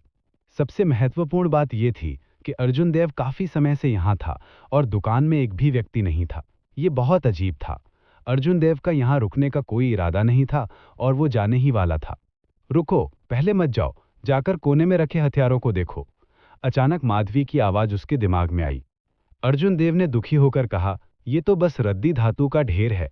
मुझे नहीं लगता कि इसमें देखने लायक कुछ भी अच्छा है। अगर मैं तुम्हें देखने के लिए कहूं तो बस देखो। अर्जुन देव असहाय था। वो केवल उस कोने तक जा सका जहां लोहे के बर्तन रखे हुए थे और लापरवाही से एक तलवार निकाल ली। ये एक परिष्कृत लोहे की तलवार थी जो 2 उंगली चौड़ी और 1 मीटर लंबी थी। इसका डिजाइन ज्यादा दिखावटी नहीं था और देखने में बिल्कुल सादा था। अर्जुन देव हथियारों के साथ अच्छा नहीं था। काफी देर तक उसे देखने के बाद भी उसे उसमें कुछ खास नहीं दिखा। वो खड़ा हुआ और तलवार हाथ में लेकर उसे कुछ बार हिलाया। अर्जुन देव ने बिना कोई आवाज किए हवा में अलग अलग कोणों पर तलवार घुमाई। अर्जुन देव को भी कोई अजीब शक्ति महसूस नहीं हुई। तलवार को वापस कोने में रखते हुए अर्जुन देव को अचानक कुछ सूझा। उसने तलवार को फिर से हाथ में लिया और उसे कई बार घुमाया। अभी भी कोई आवाज नहीं आई और उसे कोई अजीब शक्ति महसूस नहीं हुई। अर्जुन देव की आंखों में आश्चर्य की एक झलक दिखाई दी। उसने अपने हाथ की लंबी तलवार नीचे रखी और कोने से एक और भी पतली लंबी तलवार उठाई। उसने पूरी ताकत से उसे हिलाया, लेकिन फिर भी उसे कोई अजीब आवाज या ध्वनि सुनाई नहीं दी। ये कैसे संभव है कि ये तलवार आवाज न करे? पहले ये तलवार बहुत भारी थी। हालांकि ये तलवार सिकाडा के पंखों जितनी पतली है, फिर भी ये आवाज क्यों नहीं कर पा रही है? अर्जुन देव ने हैरान होकर पूछा। माधवी अचानक सामने आया और बोला, आप तलवार का इस्तेमाल इस तरह नहीं करते। जब अर्जुन देव ने देखा कि अर्जुन देव का रंगरूप काफी बेहतर हो गया है, तो उसने अपनी सारी चिंताएं दूर कर दी। उसने पूछा, यहाँ तलवारें क्यों हैं? माधवी ने कुछ नहीं कहा। उसने अर्जुन देव के हाथ से तलवार ले ली और लापरवाही से एक रुख अपना लिया। वो चुपचाप खड़ी रही। अर्जुन देव को उसकी आभा लगातार बढ़ती हुई महसूस हो रही थी, मानो वो अगले ही पल आसमान को चीर देगी। पूसी आई। माधवी अचानक हरकत में आई। उसने हवा में तलवार को 2 बार लहराया। सिकाडा के पंखों जितनी पतली तलवार से हवा में एक सुखद गुंजन हुई। आवाज साफ और मधुर थी। ऐसा लग रहा था जैसे जमीन पर लगातार बारिश हो रही हो। व्यंग। वहां लगातार गुंजन हो रही थी। अगले ही पल पूरी दुकान के सारे हथियार गुनगुनाने लगे, मानो किसी प्रेमी को आखिरकार अपना मनपसंद इंसान मिल गया हो। ये आवाज बेहद खुशनुमा थी। अर्जुन देव ने अविश्वास से ये सब देखा। उसने माधवी के हाथ से तलवार फिर ले ली। दुकान की सारी तलवारें तुरंत भिनभिनाना बंद हो गईं। अर्जुन देव ने कितनी भी कोशिश की, कोई आवाज नहीं आई, मानो वो मर चुकी हो। हाँ, ऐसा लग रहा था जैसे वो मर गया हो। ये तो बहुत बड़ा मुंह था। तलवार तो खुद एक मृत वस्तु थी। ये कैसे कहा जा सकता था कि वो मृत थी? लेकिन इसी समय अर्जुन देव को ये वाक्य याद आया। ऐसा क्यों है कि जब ये तलवार मेरे हाथ में होती है तो ये एक मृत वस्तु की तरह होती है? जब ये आपके हाथ में होती है तो तुरंत जीवित हो जाती है। अर्जुन देव ने माधवी से पूछा। तलवारों की बात करते हुए माधवी का चेहरा गर्व से भर गया। अफसोस की बात यह थी कि गर्व के सामने उसका प्यारा चेहरा एक लड़की जैसा लग रहा था। यद्यपि आप तलवारों को नहीं समझते, फिर भी ये उपमा बहुत अच्छी है। तलवार की बात सुनो और उससे संवाद करो। जो समझते हैं वे स्वाभाविक रूप से समझ जाएंगे, जो नहीं समझते वे स्वाभाविक रूप से नहीं समझ पाएंगे। ये शब्द बहुत ही भ्रामक थे। अर्जुन देव ने कहा, क्या आप इसे सरल शब्दों में समझा सकते हैं? माधवी ने कुछ देर सोचा और कहा, सरल शब्दों में कहें तो लोहारों के कुशल हाथों में ढाले जाने के बाद इन हथियारों में सरल आध्यात्मिकता आ जाती है। जिन लोगों को हथियारों के बारे में एक निश्चित स्तर की समझ है, वे हथियार की दुगनी से भी अधिक शक्ति का प्रयोग कर सकते हैं। दूसरी ओर जिन लोगों को समझ नहीं है, वे आधी शक्ति का भी प्रयोग नहीं कर सकते। अर्जुन देव बहुत खुश हुआ। ऐसा लग रहा था जैसे इस दुकान का मालिक कोई वरिष्ठ विशेषज्ञ हो। उसने कहा, यहाँ इतनी सारी आध्यात्मिक तलवारें रखी हैं, क्या वरिष्ठ को डर नहीं है कि इन्हें छीन लिया जाएगा? माधवी ने अपना सिर हिलाया और कहा, यद्यपि तलवारों में आध्यात्मिकता आ गई है, वे केवल साधारण लोहे से बनी हैं, वे कितनी मजबूत हो सकती हैं? अगर यह केवल ताकत की प्रतियोगिता है, तो मुझे डर है कि यहाँ मौजूद किसी भी तलवार की तुलना सबसे बुनियादी आध्यात्मिक हथियार से भी नहीं की जा सकती। हा हा हा, मुझे उम्मीद नहीं थी कि इस वीरान छोटी सी दुकान में कोई तलवारबाजी की समझ रखने वाला मिलेगा। मेरी तलवारों ने 10 सालों से कोई आवाज नहीं की। अचानक दुकान के पीछे से एक वीरतापूर्ण हंसी की आवाज आई। एक लंबा और मजबूत आदमी, जिसका चेहरा चौकोर था, धीरे धीरे पिछले दरवाजे से बाहर आया। पहली नजर में इस व्यक्ति में एक अतुल्य वीरता का भाव था। हालांकि ऐसा लग रहा था कि उसके बाएं पैर में कुछ गड़बड़ है, क्योंकि वो लंगड़ाकर चल रहा था। उस व्यक्ति ने पहले अर्जुन देव को देखा, फिर माधवी की ओर देखा। उसकी आंखों में आश्चर्य की एक किरण उभरी और बोला, वाह, क्या आध्यात्मिक तलवारबाज है। कोई आश्चर्य नहीं कि तुम तलवारों को इतनी अच्छी तरह समझते हो। फिर उसने अपनी नजरें वापस अर्जुन देव की ओर घुमाई और कहा, माफ करना पूछने के लिए, लेकिन छोटे दोस्त के पास किस तरह का दिव्य हथियार है? क्या तुम इसे निकाल कर देख सकते हो? एक वरिष्ठ विशेषज्ञ से जैसी उम्मीद की जाती है, वो एक नजर में ही माधवी की पृष्ठभूमि समझ गया। अर्जुन देव ने अपने हाथ जोड़े और झुककर कहा, वरिष्ठ की नजर अच्छी है, लेकिन इसका आत्मिक हथियार पहले ही नष्ट हो चुका है। मैं इसे निकाल नहीं सकता। उस व्यक्ति की आंखों में संदेह भरा भाव प्रकट हुआ और बोला, दिव्य अस्त्र तो पहले ही नष्ट हो चुका है, ये कैसे संभव है? यदि ऐसा है तो तलवार आत्मा टूटे हुए पैर के साथ क्या आप अभी भी एक आत्मा हथियार बनाने में सक्षम हैं? मध्वी ने अचानक उस व्यक्ति की बात काटते हुए कहा। अर्जुन देव ने हैरानी से मध्वी को देखा। उसने उस व्यक्ति की बात बीच में ही काट दी। वो जरूर कुछ छिपाने की कोशिश कर रही थी। हालांकि ये इस बारे में बात करने का समय नहीं था। अर्जुन देव ने उस व्यक्ति से क्षमा याचना करते हुए कहा, वरिष्ठ, मुझे क्षमा करें। मेरी तलवार आत्मा बोल नहीं सकती, मैं क्षमा चाहता हूं। वो व्यक्ति मुस्कुराया और बोला, कोई बात नहीं, मेरा नाम अद्विक है। मुझे सीनियर मत कहिए। अगर आपको कोई आपत्ति ना हो तो आप मुझे बिग ब्रदर मोक कह सकते हैं। अर्जुन देव ने सिर हिलाया और कहा, मैं अर्जुन देव हूं। बड़े भाई अद्विक, क्या आप अभी भी एक आत्मा हथियार बनाने में सक्षम हैं? अद्विक की आंखें आश्चर्य से भर गईं। अर्जुन देव, आप विक्रांत नगर सिटी के देव कबीला के दूसरे युवा मास्टर अर्जुन देव हैं? अर्जुन देव ने सिर हिलाया, लेकिन उसका दिल बेचैन था। क्या हो सकता है कि यह व्यक्ति मुझे जानता हो? हालांकि मेरी यादों में उसकी कोई छाप नहीं है। क्या ऐसा हो सकता है कि मेरे पुनर्जन्म से पहले अर्जुन देव ने इस व्यक्ति को ठेस पहुंचाने के लिए कुछ किया हो? अगर ऐसा होता तो उससे निपटना मुश्किल होता। विक्रांत नगर सिटी में एक अच्छा लुहार ढूंढना आसान नहीं था। अगर इसकी वजह यही थी तो ये अफसोस की बात थी। अद्विक ने कहा, भाई अर्जुन देव, क्या आपने 1 महीने पहले सड़कों पर एक छोटी लड़की को बचाया था? वो मेरी बेटी थी। मुझे आज आपसे मिलने की उम्मीद नहीं थी। तो इस बात की वजह से ही तो हुआ। अर्जुन देव निश्चिंत हो गया। उसे उम्मीद नहीं थी कि इतनी छोटी सी बात इतनी बड़ी कृपा बन जाएगी। अर्जुन देव मुस्कुराया और कहा, उस दिन मैं जल्दी में चला गया। क्या उसके बाद छोटी लड़की ठीक थी? क्या उसे कोई डर लगा? अद्विक जोर से हंसे। वो छोटी लड़की बहुत शरारती थी। मैं ध्यान नहीं दे रहा था और वो फिसल गई। जब मैं वापस लौटा तो मैंने अपने बगल के लोगों से सुना कि क्या हुआ था। मैं आपका आभारी हूं कि आपने ये कदम उठाया। छोटी लड़की को जरा भी डर नहीं लगा। सब कुछ ठीक है। इसके लिए मैं आपका शुक्रिया अदा करता हूं। दोनों इसी विषय पर बात करते रहे और कुछ देर तक बातें करते रहे। अचानक अर्जुन देव ने वही सवाल पूछा जो पहले पूछा था। बड़े भाई अद्विक, जब हम पहुंचे तो दुकान की रखवाली कोई नहीं कर रहा था। अद्विक अजीब सी मुस्कुराहट के साथ बोला, इंसान की 3 जरूरी जरूरतें होती हैं। दुकान में कोई और कर्मचारी नहीं था, इसलिए दुकान की रखवाली करने वाला कोई नहीं था। अर्जुन देव का दिल पसीज गया। उसे ऐसी वजह की उम्मीद नहीं थी। उसने जल्दी से बात बदल दी। बड़े भाई अद्विक, क्या तुम अभी भी स्पिरिट वेपन्स बना सकते हो? अद्विक ने यह सुना तो उसकी आंखों के भाव धीरे धीरे गंभीर हो गए। उसने कहा, भाई अर्जुन देव, मैं आपकी तलवार आत्मा से अकेले में बात करना चाहता हूं। क्या आप अभी एक तरफ हट सकते हैं? मेरा भी यही इरादा है। आपको इस कूड़े की राय की परवाह करने की जरूरत नहीं है, मध्वी ने कहा। अर्जुन देव मनी मन संतुष्ट नहीं था। उसने अभी अभी अपने से ऊंची साधना वाले 4 साधकों को मार डाला था। मध्वी अब भी उसे नीची नजर से क्यों देख रहा था? हालांकि इसमें थोड़ी बहुत चालाकी जरूर थी, लेकिन उसने खुद उन सबको मार डाला था। इसमें कोई अतिशयोक्ति नहीं थी। मध्वी ने कहा, मैं तुम्हें देखकर ही बता सकता हूं कि तुम संतुष्ट नहीं हो। अगर तुम यहां मौजूद किसी भी हथियार से आवाज निकाल सको तो मैं कुछ नहीं कहूंगा। अर्जुन देव ने असहाय होकर कहा। बड़े भाई अड्विक, मैं थोड़ी देर के लिए बाहर जाऊंगा। दरवाजे के बाहर अर्जुन ने मनी मन मुस्कुराया। हालांकि मैं चला गया हूं, मेरी आध्यात्मिक भावना अब भी प्रवेश कर सकती है। तुम जो भी कहोगे वह मेरे कानों से नहीं बचेगा। बहन तुमसे देरे, तुम मुझसे छिपना चाहती हो? तुम बहुत भोली हो। जब मध्वी ने अर्जुन देव को बाहर जाते देखा तो उसने हाथ हिलाया और एक हल्की पीले रंग के अवरोध ने पूरी दुकान को घेर लिया। अर्जुन देव की आध्यात्मिक भावना बाहर ही अवरुद्ध हो गई। तुम इतनी आध्याकारी होकर चली गई, तुम्हारे पास जरूर कोई बैकअप प्लान होगा। क्या तुम्हें लगता है कि मैं नहीं जानता कि तुम क्या सोच रही हो? तुम बहुत नादान हो। मध्वी ने अवरोध स्थापित करने के बाद कहा, चलिए इसे संक्षिप्त करते हैं। आप सुप्रीम आकाश संप्रदाय की किस पीढ़ी के उत्तराधिकारी हैं?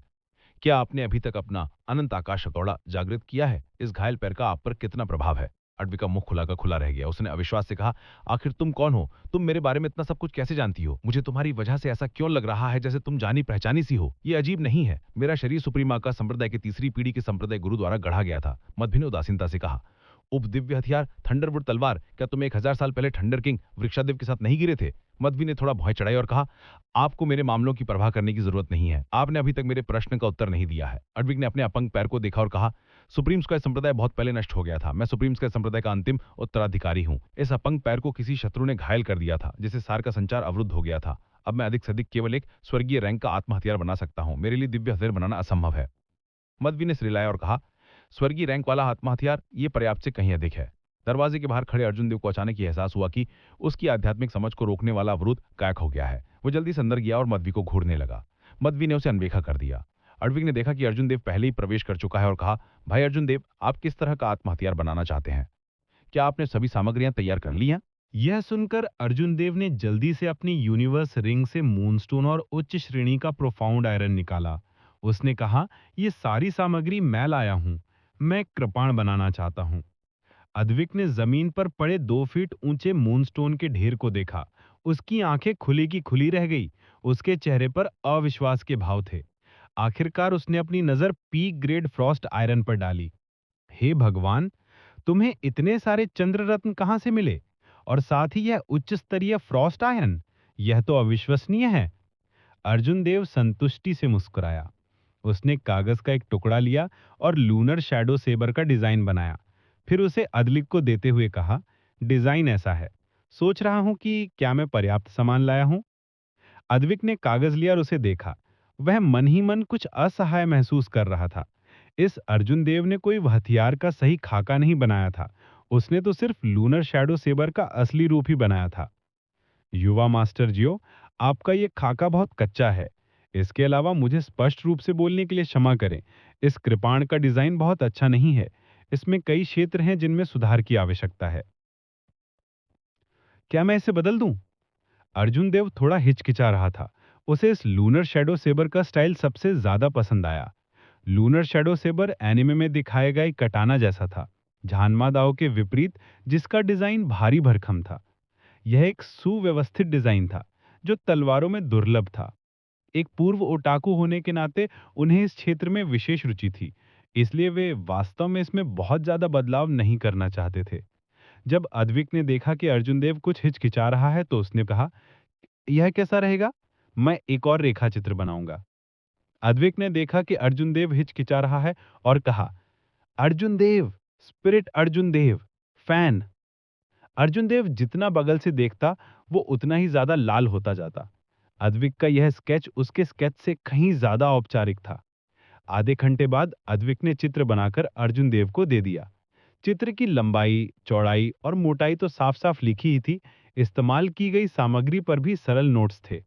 इस डर से कि अर्जुन देव समझ नहीं पाएगा, अद्विक ने समझाया, युवा मास्टर जियो, आपने पहले जो लूनर शैडो सेबर इस्तेमाल किया था वह ड्राइंग के अनुसार केवल 1.2 मीटर लंबा था। मैंने इसे बढ़ाकर 1.6 मीटर कर दिया है। कृपाण जितनी लंबी होगी, युद्ध में उसका लाभ उतना ही अधिक होगा। हालांकि कई लोहार इस प्रकार के कृपाण का सामना करते समय कृपाण की लंबाई नहीं बढ़ाते थे। ऐसा इसलिए था क्योंकि कृपाण जितनी लंबी होती, उसके प्रवाह को नियंत्रित करना उतना ही मुश्किल होता। इससे कृपाण के ओवरऑल छवि और प्रवाह नष्ट हो जाता। इसलिए ज्यादातर लोहार 1.2 मीटर से ज्यादा लंबी कृपाण बनाने से बचते थे। अद्विक ने आगे कहा, चौड़ाई में बहुत ज्यादा बदलाव करने की आवश्यकता नहीं है। इस प्रकार के कृपाण के लिए मानक चौड़ाई 2 अंगुली चौड़ी है। हालांकि यह कृपाण 1.6 मीटर लंबा है, इसलिए मेरा सुझाव है कि इसकी चौड़ाई आधी अंगुली बढ़ा दी जाए। इस तरह कृपाण की लंबाई के कारण यह बहुत पतला नहीं लगेगा और इसकी सुंदरता पर असर नहीं पड़ेगा। अद्विक ने उसके द्वारा किए गए बदलावों के बारे में बताया। इसके अलावा यह अध्ययन कृपाण मूल लूनर शैडो सेबर से भी ज्यादा जबरदस्त था।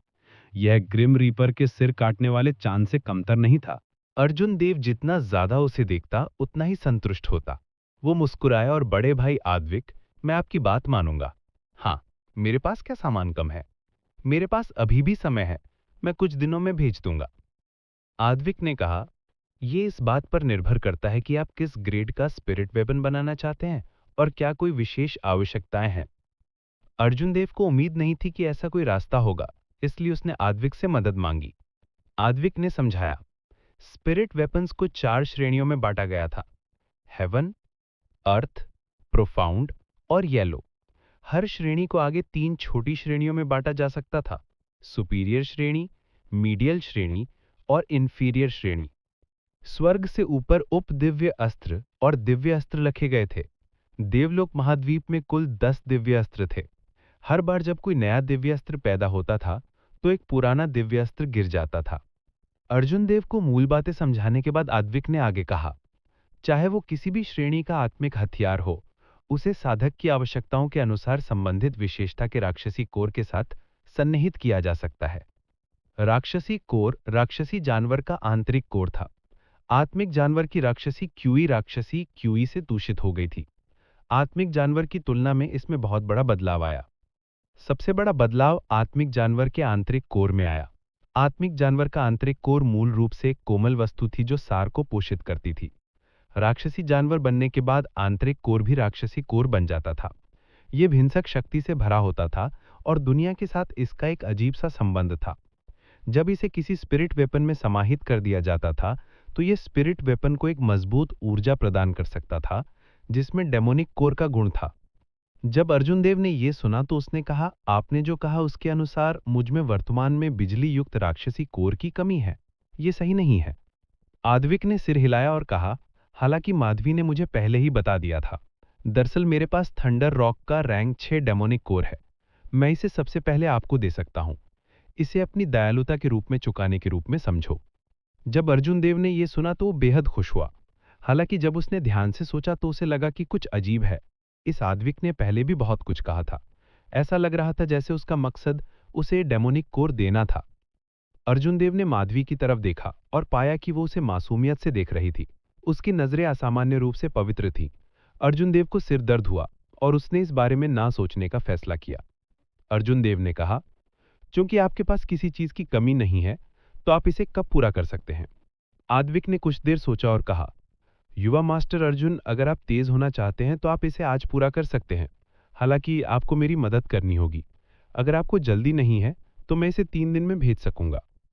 चूंकि वो तेज हो सकता था तो तेज होना स्वाभाविक रूप से बेहतर था। इतना अच्छा आत्मिक हथियार वो तुरंत हासिल करना चाहता था। अगर उसे 3 दिन इंतजार करना पड़े तो क्या वो असमंजस में नहीं पड़ जाएगा? अर्जुन देव ने कुछ सोचा और कहा, यह सही है। इतनी देर तक बात करने के बाद मुझे नहीं लगता कि मैंने उल्लेख किया है कि मैं किस ग्रेड का स्पिरिट वेपन बनाना चाहता हूं। एडविक ने जमीन पर मून स्टोन और पीक ग्रेड फ्रॉस्ट आयरन को व्यवस्थित किया और सहजता से कहा, इतने सारे मून स्टोन के साथ निश्चित रूप से ये एक सुपीरियर ग्रेड हेवन रैंक वाला होगा। सुपीरियर ग्रेड स्वर्ग रैंक। अर्जुन देव अपने दिल में चौंक गया। महाद्वीप में स्वर्ग श्रेणी का एक आत्महत्यार प्रकट हुए कुछ 100 साल हो गए थे। इसका एक कारण चंद्र रत्नों का अभाव था, लेकिन दूसरा कारण लोहारों का कौशल का अभाव था। इन कुछ 100 वर्षों में ऐसे लोग जरूर रहे होंगे जिन्होंने स्वर्ग श्रेणी के आत्महत्यार बनाने के लिए पर्याप्त चंद्रमणियां जमा कर ली होंगी। हालांकि स्वर्ग श्रेणी के आत्महत्यार के ना बनने का कारण निश्चित रूप से कुशल लोहारों की कमी ही थी। अर्जुन देव को जो पता था उसके अनुसार देवलोक महाद्वीप में एकमात्र लोग जो स्वर्ग श्रेणी के आत्महत्यार बना सकते थे वे अनंत आकाश संप्रदाय के शिष्य थे। अनंत आकाश संप्रदाय के प्रत्येक शिष्य के शरीर में एक रहस्यमयी रक्तधारा प्रवाहित होती थी। उनकी युद्ध आत्मा का जन्म एक अनंत आकाश हथौड़े के रूप में हुआ था। अनंत आकाश संप्रदाय का प्रत्येक शिष्य जन्मजात दिव्य लोहार था। वास्तव में महाद्वीप के कुछ दिव्य लोहार ही अनंत आकाश हथौड़े के उत्तराधिकारी थे। यह एक ऐसा लाभ था जो उन्हें अपने वंश से मिलता था। बाहरी लोगों को यह नहीं मिल सकता था और केवल ईर्ष्या ही की जा सकती थी। हालांकि उनकी प्रतिभा ही थी जो उनके लिए मुसीबत बन गई। किंवदंतियों के अनुसार 600 साल पहले देवलोक राजवंश के समय से अस्तित्व में रही एक पवित्र भूमि चाहती थी कि उनके लिए एक नया दिव्य हथियार बनाया जाए। प्राचीन काल से ही अनंत आकाश संप्रदाय के पूर्वजों ने उन्हें सिखाया था कि अनंत आकाश संप्रदाय अपने जीवन काल में कभी भी कोई दिव्य हथियार नहीं बना सकता। ज्यादा से ज्यादा वे केवल एक उप दिव्य हथियार ही बना सकते हैं। इस अजीब पैतृक शिक्षा के कारण अनंत आकाश संप्रदाय ने पवित्र भूमि के अनुरोध को अस्वीकार कर दिया था। उसके बाद अनंत आकाश संप्रदाय इस दुनिया में अस्तित्व में नहीं रहा। पिछले कुछ 100 वर्षों में देवलोक महाद्वीप में कोई नया स्वर्ग श्रेणी का आत्महत्यार प्रकट नहीं हुआ था। इस समय अर्जुन देव ने यूं ही कुछ शब्द कहे थे और एडविक एक स्वर्गीय आत्महत्यार बनाना चाहता था। क्या ऐसा हो सकता है कि उसे लगता हो कि उसके हथियार बनाने का कौशल अनंत आकाश संप्रदाय के हथियारों के बराबर है? अर्जुन देव ने अपने मन के संदेह को दबा लिया और एडविक के पीछे दुकान के पिछले दरवाजे से बाहर निकल गया। दुकान के पीछे एक आंगन था। एडविक अर्जुन देव को साथ लेकर आगे बढ़ता रहा। कुछ छोटे घरों से गुजरने के बाद एडविक एक पत्थर के घर के सामने रुक गया। उसने अपनी छाती से पत्थर के घर की चाबी निकाली। एक झंझनाहट की आवाज के साथ एडविक ने पत्थर का दरवाजा धीरे से खोला। कमरा बिल्कुल अंधेरा था। चूंकि घर एक अंधेरी जगह पर बनाया गया था, इसलिए बाहर से सूरज की रोशनी अंदर नहीं आ पाती थी। एडविक ने एक तेल का दिया जलाया और एक गुप्त रास्ता खोल दिया। उसने माफी मांगते हुए कहा, फॉर्जिंग रूम के अंदर तापमान बहुत ज्यादा होने की वजह से मैंने इसे जमीन के नीचे बनाया है। हमें अभी थोड़ी देर और चलना होगा। अर्जुन देव ने अपनी समझ जाहिर करने के लिए सिर हिलाया। वह अद्विक के नक्शे कदम पर चलते हुए पत्थर के घर की सीढ़ियों से नीचे उतर गया। आधे घंटे बाद अर्जुन देव के सामने एक विशाल पत्थर का कमरा दिखाई दिया। पत्थर के कमरे में तरह तरह के ढलाई के औजार रखे थे। कमरे के बीचों बीच एक बड़ी भट्टी थी जिसने सबका ध्यान खींचा। भट्टी के पास एक बड़ा सा कुंड था। जब अर्जुन देव देखने के लिए अंदर गया तो उसने पाया कि घड़ा एक तरह के काले पानी से भरा हुआ था। देखने में यह स्याही जैसा लग रहा था, पर असल में यह स्याही नहीं थी। वह घोर अंधकार था, लेकिन ध्यान से देखने पर उसकी चमक चकाचौंध करने वाली नहीं थी, बल्कि वह बहुत ही संयमित थी। यह एक विरोधाभासी अस्तित्व था। अर्जुन देव ने पहले कभी ऐसा अजीब पानी नहीं देखा था। वह खुद को रोक नहीं पाया और पूछा, इस कूरे में क्या है? अद्विक उस तहखाने की सफाई कर रहा था जिसका उसने बहुत समय से इस्तेमाल नहीं किया था। उसके पास अर्जुन देव के सवाल का जवाब देने का समय नहीं था। मध्वी ने कहा, यह पीले झरनों का पानी है। यह दुनिया में प्यास बुझाने के लिए सबसे उपयुक्त पानी है। पीले स्प्रिंग्स? अर्जुन देव कांप उठा और जल्दी से पानी के कुंड से कुछ कदम पीछे हट गया। मुख्य कारण यह था कि पृथ्वी पर पीले झरनों की किंवदंतियां उसके दिल में गहराई तक बसी हुई थीं। वह खुद को कुछ कदम पीछे हटने से रोक नहीं पाया। मध्वी ने अर्जुन देव को अजीब नजरों से देखा। उसने पूछा, तुम्हें क्या हुआ है? क्या तुम पीले झरनों से डर गए हो? हालांकि वह पीले झरनों से सचमुच में डर गया था, लेकिन यह मानने का समय नहीं था। अर्जुन देव ने शांति से कहा, यह कैसे संभव हो सकता है? ठीक है बड़े भाई मो, क्या आपको मेरी किसी मदद की जरूरत है? जब तक अर्जुन देव और अद्विक ने उस गुप्त कमरे को साफ किया जिसका उन्होंने बहुत समय से उपयोग नहीं किया था, तब तक आधा घंटा बीत चुका था। अद्विक ने भट्टी की दोबारा जांच करने के बाद गंभीरता से कहा, मैं आग जलाने जा रहा हूं। मेरी आज्ञा सुनो और धौंकनी चलाओ। अर्जुन देव ने सिर हिलाया और धीरे धीरे धौंकनी के सामने की ओर बढ़ गया। उसने दोनों हाथों से लकड़ी और लोहे से बने हैंडल को पकड़ लिया। लकड़ी से हैंडल से ठंडी अनुभूति हुई। शुरू करना। भट्टी की लौ अचानक ऊपर उठी। पल भर में पूरा भूमिगत कमरा गर्मी के लहरों से भर गया। हालांकि अजीब बात यह थी कि इस गुप्त कमरे को किसी अद्भुत डिजाइन से बनाया गया था। ऐसा लग रहा था जैसे इस गुप्त कक्ष को किसी चतुराईपूर्ण डिजाइन से बनाया गया हो। हवा में घूमती ऊष्मा धाराएं धीरे धीरे विलुप्त हो गईं और पूरे गुप्त कक्ष में समान रूप से फैल गईं। इसके अलावा वेंटिलेशन छेदों से ठंडी हवा आ रही थी। हालांकि भूमिगत कमरा अब भी बहुत गर्म था, फिर भी असहनीय नहीं था। अर्जुन देव ने अपने मन में चल रहे विचलित करने वाले विचारों को त्याग दिया और हैंडल को पकड़कर पीछे खींच लिया। खर्च करना, खर्च करना। कुछ अजीब हुआ। अर्जुन देव यह देखकर हैरान रह गया कि उसने बस कुछ सेंटीमीटर ही पीछे खींचा था कि अब वह उसे और पीछे नहीं खींच सकता था। वह हैरान था, ये क्या हो रहा है?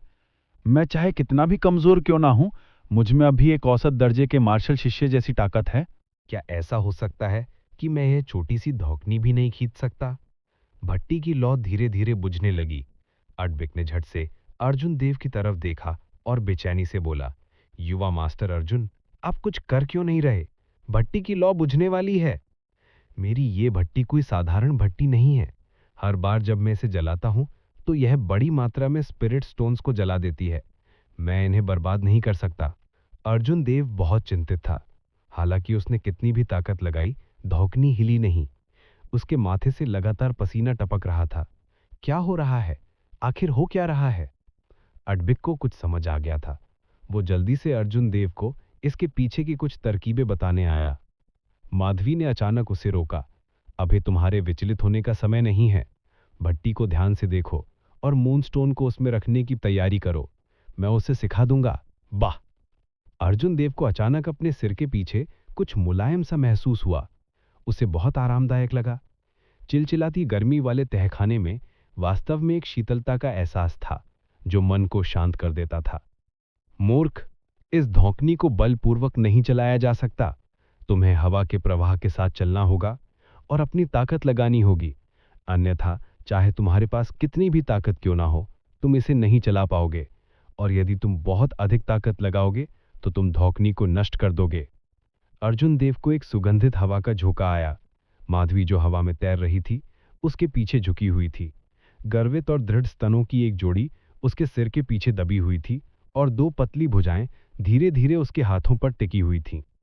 उसने लकड़ी के हैंडल को थामकर धीरे से हाथ से धौंकनी को खींचा। धमाके के साथ भट्टी से एक बड़ी लपट उठी और पूरे तहखाने का तापमान अचानक दुगुना हो गया। हालांकि अर्जुन देव के दिल को अतुलनीय ठंडक महसूस हो रही थी। इस समय माधवी की आवाज सामान्य से कहीं ज्यादा कोमल थी, मानो दुनिया की सबसे ठंडी गर्मी की हवा धीरे धीरे युवक के आवेगपूर्ण दिल को झकझोर रही हो। धीरे धीरे अपने सिर के पीछे की कोमलता को भूलते हुए माधवी के मार्गदर्शन में अर्जुन देव ने धौंकनी के लकड़ी के हैंडल को धीरे से खींचा। अनजाने में माधवी धीरे धीरे अर्जुन देव के पीछे से हट गई थी। उसने भट्टी के सामने खड़े अडबिक को हैरानी से देखा।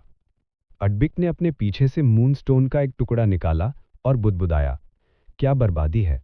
जब कोई सामान्य व्यक्ति स्पिरिट वेपन को परिष्कृत करता है तो उसे थोड़े से मूनस्टोन पाउडर की आवश्यकता होती है। फिर भी उसने वास्तव में इसे टुकड़े टुकड़े करके भट्टी में फेंक दिया। अगर अन्य दुर्लभ सामग्रियों की कमी ना होती तो इतने सारे चंद्र रत्नों के साथ यह एक उपदेवीय हथियार बनाने के लिए पर्याप्त से अधिक होता। माधवी ने भट्टी में लगातार गिरते हुए चंद्र पत्थरों को देखा और उसके सामने का दृश्य धुंधला होने लगा। 1000 साल पहले भी यही दृश्य था। एक प्रतिभाशाली युवक भारी मात्रा में चंद्रमणि लेकर अकेले ही अनंत आकाश संप्रदाय में गया। उनके प्रबल आकर्षण के कारण अनंत आकाश संप्रदाय के वर्तमान संप्रदाय नेता खुद उन्हें प्राप्त करने के लिए पहाड़ से नीचे आए और उनके लिए स्वयं उपदेवीय हथियार थंडरवुड तलवार का निर्माण किया। जब पंचरंगी प्रकाश आकाश में उठा तो एक प्रबल आध्यात्मिक ऊर्जा ने पूरे अनंत आकाश संप्रदाय को घेर लिया। 100 मील की परिधि में तलवार की उमड़ती हुई नियत महसूस की जा सकती थी। सभी जानते थे कि पिछले 1000 वर्षों में छठी उपदिव्य अस्त्र का जन्म हुआ था। वह 7 रंगों वाली लाल जूटी से उत्पन्न हुई थी। वह स्वर्ग से उतरी किसी परी की तरह पवित्र और पवित्र थी। उसके निष्कलंक चेहरे पर अपरिपक्वता और शून्यता का एक अंश झलक रहा था। नवजात बच्ची चुपचाप खड़ी रही। उसका अपरिपक्व चेहरा उसे बच्ची जैसा दिखा रहा था। हालांकि यह सब उसके अभिमान को छिपा नहीं सका। वह बिना कुछ कहे बस दुनिया को देखती रही। 1000 मील के दायरे में 1,08,000 आत्मिक अस्त्र उसके दर्शन से कांप उठे। ऐसा इसलिए था क्योंकि वह तलवारों की राजा थी, इन 1,08,000 आत्मिक अस्त्रों की राजा। हालांकि वह अभी अभी पैदा हुई थी, फिर भी वह अपना अभिमान छिपा नहीं सकी। मैं जन्म से ही राजा हूं। सभी साधारण हथियारों को घुटने टेक कर मुझे सम्मान देना होगा, क्योंकि मैं तलवारों का राजा हूं। मैं उपदिव्य अस्त्र थंडर किंग शहतूत तलवार हूं। मुझे कोई नहीं रोक सकता। वह शहतूत की तलवार लेकर आकाश में उड़ गई और पीछे प्रकाश का एक विशाल विस्तार छोड़ गई। दिव्य अस्त्र उड़ रहा है, वह अपना स्वामी चुनने जा रही है। चारों तरफ से आश्चर्य भरी आवाजें आ रही थीं, लेकिन ज्यादातर आवाजें बेहद खुश थीं। किसी ने सोचा भी नहीं था कि यह नवजात थंडरवुड सॉर्ड वाकई इतना गर्वित होगा, अपना मालिक खुद चुनना चाहेगा। हालांकि इससे उन्हें एक मौका भी मिला। अगर वह इसे वश में कर लेते तो वह इस उपदिव्य अस्त्र के स्वामी बन जाते। उपदिव्य अस्त्र, दुनिया के सभी मार्शल कलाकारों का सपना। लेकिन उस अद्वितीय व्यक्ति ने उन्हें कोई मौका नहीं दिया। उसने उन्हें बस सोचने के लिए 3 सेकंड का समय दिया। उन्होंने बस उसे आकाश में उड़ते देखा, मानो कोई चट्टान अपने पंख फैलाए। वह बिजली से भी तेज था और उसने तुरंत थंडरवुड तलवार अपने हाथ में थाम ली। वृक्षदेव जो उतरा था, जोर से हंसा। उसकी आंखें अवर्णनीय आश्चर्य से भरी हुई थीं। उसने कहा, कितनी गर्वीली तलवार है। आज से तुम्हें माधवी कहा जाएगा। मैं वृक्षदेव जरूर वह व्यक्ति बनूंगा जिस पर तुम्हें गर्व होगा। तहखाने का तापमान बढ़ता ही जा रहा था।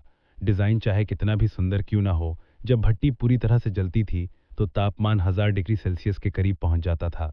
चाहे कुछ भी हो, यह हरारत को पूरी तरह से खत्म नहीं कर पाएगा। अर्जुन देव के कपड़े पहले से ही पूरी तरह भीग गए थे। दूसरी ओर अद्विक ने अपने ऊपरी शरीर के कपड़े उतार दिए थे, जिससे उसकी मजबूत मांसपेशियां दिखाई दे रही थीं। अर्जुन देव ने अपने माथे से पसीना पोंछा। उसे बस इतना महसूस हुआ कि उसका पूरा शरीर बेहिसाब गर्म हो गया था। पूरा तहखाना भट्टी जैसा था। उसे लग रहा था कि अगर वह यहां रहा तो जिंदा ही भून दिया जाएगा। लेकिन निर्णय क्षण आ ही गया था। अद्विक भट्टी में उबलते हुए पिघले हुए लोहे को हिलाने के लिए एक फॉर्जिंग मास्टर की गुप्त तकनीक का इस्तेमाल कर रहा था।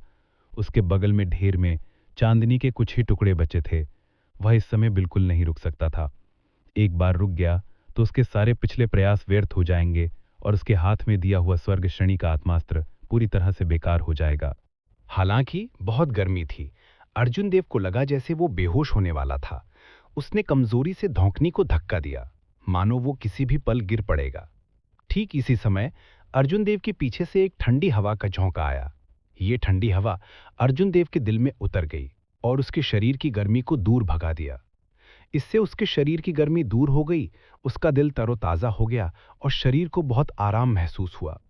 हालांकि वो अपना सिर नहीं घुमा सकता था, लेकिन अर्जुन देव अनुमान लगा सकता था कि ये ठंडी हवा माधवी से आ रही थी। अर्जुन देव के दिल में एक गर्मजोशी भरी भावना उमड़ पड़ी। ये लड़की जिसने सोचा भी नहीं होगा कि भले ही उसका मुंह इतना जहरीला था, फिर भी उसमें जमीर की एक छोटी सी किरण बाकी थी।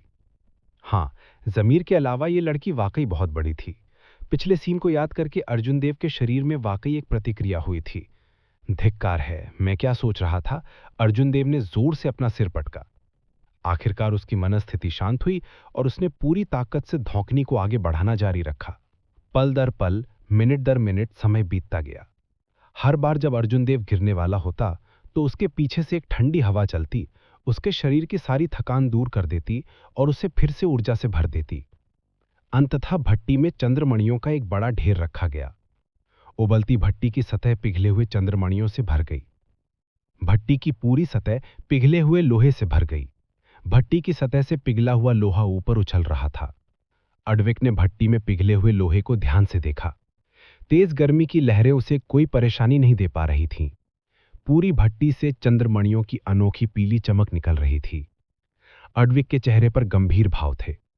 जब उसने पीक ग्रेड फ्रॉस्ट आयरन निकाला, उसके बाएं हाथ पर एक क्यूई भंवर दिखाई दिया और भट्टी में पिघला हुआ लोहा तेजी से घूमने लगा।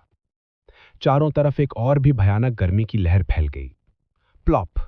जब पिघला हुआ लोहा एक अत्यधिक भंवर बनाने वाला था, तो अड्विक ने जल्दी से पीक ग्रेड फ्रॉस्ट आयरन को भंवर की आंख में डाल दिया, जिससे पिघले हुए लोहे का एक छोटा सा छींटा बाहर निकल आया।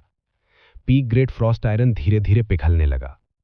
फ्रॉस्ट आयरन की पीली चमक और काली चमक धीरे धीरे आपस में गुंथकर एक हो गए। अंततः जब फ्रॉस्ट आयरन पूरी तरह पिघल गया तो पीली चमक पूरी तरह गायब हो गई और पिघला हुआ लोहा शुद्ध काली चमक में बदल गया। एडविक ने देखा कि समय आ गया है और वो जोर से चिल्लाया। उसने अपनी बाईं हथेली भट्टी के ऊपर रखी और उसकी हथेली से एक जबरदस्त चूषण शक्ति निकली। भट्टी में पिघला हुआ लोहा लगातार घूमने लगा और हवा में इकट्ठा होने लगा। एडविक के माथे से पसीना लगातार बारिश की तरह टपक रहा था। हालांकि इस समय उसे इसकी जरा भी परवाह नहीं थी। उसने घबराए हुए भाव से अपनी हथेली में पिघले हुए लोहे को देखा। अंततः भट्टी में पिघला हुआ लोहा पूरी तरह से हवा में खिंच गया और एक फुटबॉल के आकार की धातु की गेंद बन गई। लगातार घूमते हुए इससे एक भयानक ऊष्मा तरंग निकल रही थी। सखना। इस क्षण माधवी के हाथ में अचानक एक दीप्तिमान प्रकाश चमक उठा। अगले ही क्षण उसके हाथ से एक प्रकाश निकला और धातु के गोले में जा लगा। एडविक ने आश्चर्य से कहा, यह है battle says origin. Battle says origin दुनिया का सबसे शक्तिशाली आक्रामक ओरिजिन क्यों था? इसके पास मौजूद एक स्पिरिट वेपन दुनिया का सबसे शक्तिशाली बैटल सेज हमला कर सकता था। किंवदंतियों के अनुसार बैटल सेंट ओरिजिन 6 भागों में विभाजित था। प्रत्येक भाग आक्रमण तकनीक की एक अलग व्याख्या का प्रतिनिधित्व करता था। युद्ध ऋषि मूल के 6 भाग क्रमशः 6 अलग अलग उपदिव्य हथियारों में सन्निहित थे। ऐसा कहा जाता था कि यदि इन 6 दिव्य हथियारों को एक साथ रखा जाए तो युद्ध ऋषि मूल एक नया दिव्य हथियार बनाने में सक्षम होगा। हालांकि प्राचीन काल से देवलोक महाद्वीप के हजारों वर्षों के इतिहास में केवल 10 दिव्य हथियार ही थे। इस किंवदंती की प्रामाणिकता के बारे में कोई नहीं जानता था कि यह सच है या झूठ। ऐसा इसलिए था क्योंकि कोई भी इन 6 उपदिव्य अस्त्रों को एक साथ नहीं जोड़ पाया था। एडविक ने अपने विचार वापस लिए और अपना बायां हाथ बाहर निकाला। हवा में तैरती धातु की गेंद से एक चमकदार चमक निकल रही थी और उसने आंखें सिकोड़ लीं। एडविक ने सुनहरे रेशमी दस्ताने निकाले और धीरे से उन्हें अपने बाएं हाथ पर पहन लिया। ये पता नहीं चल पाया कि सुनहरे रेशमी दस्ताने किस सामग्री से बने थे। जब एडविक ने उन्हें पहना तो वह उस धातु की गेंद को पकड़ पाया जिससे भयानक गर्मी की लहर निकल रही थी। ची खर्च करना। धातु की गेंद ने सुनहरे रेशमी दस्तानों को छूते ही तेज घर्षण पैदा किया। उसमें से हरा धुआं निकल रहा था। साफ जाहिर था कि धातु की गेंद की गर्मी कितनी भयावह थी। हालांकि सुनहरे रेशमी दस्ताने पिघले नहीं। एडविक ने धातु की गेंद को पकड़े हुए भौं में चढ़ाए। वह जल्दी से बगल में रखे धातु के प्लेटफॉर्म पर गया और धातु की गेंद को उस पर मजबूती से रख दिया। बुम! अचानक उसके दाहिने हाथ में एक सुनहरा हथौड़ा प्रकट हुआ। एक चमक और सुनहरे हथौड़े ने धातु की गेंद पर जोरदार प्रहार किया। लोहा गर्म है, तभी चोट करनी है। यह बहुत आसान सिद्धांत था। एडविक ने सुनहरा हथौड़ा पकड़ा और लगातार धातु की गेंद पर प्रहार करता रहा।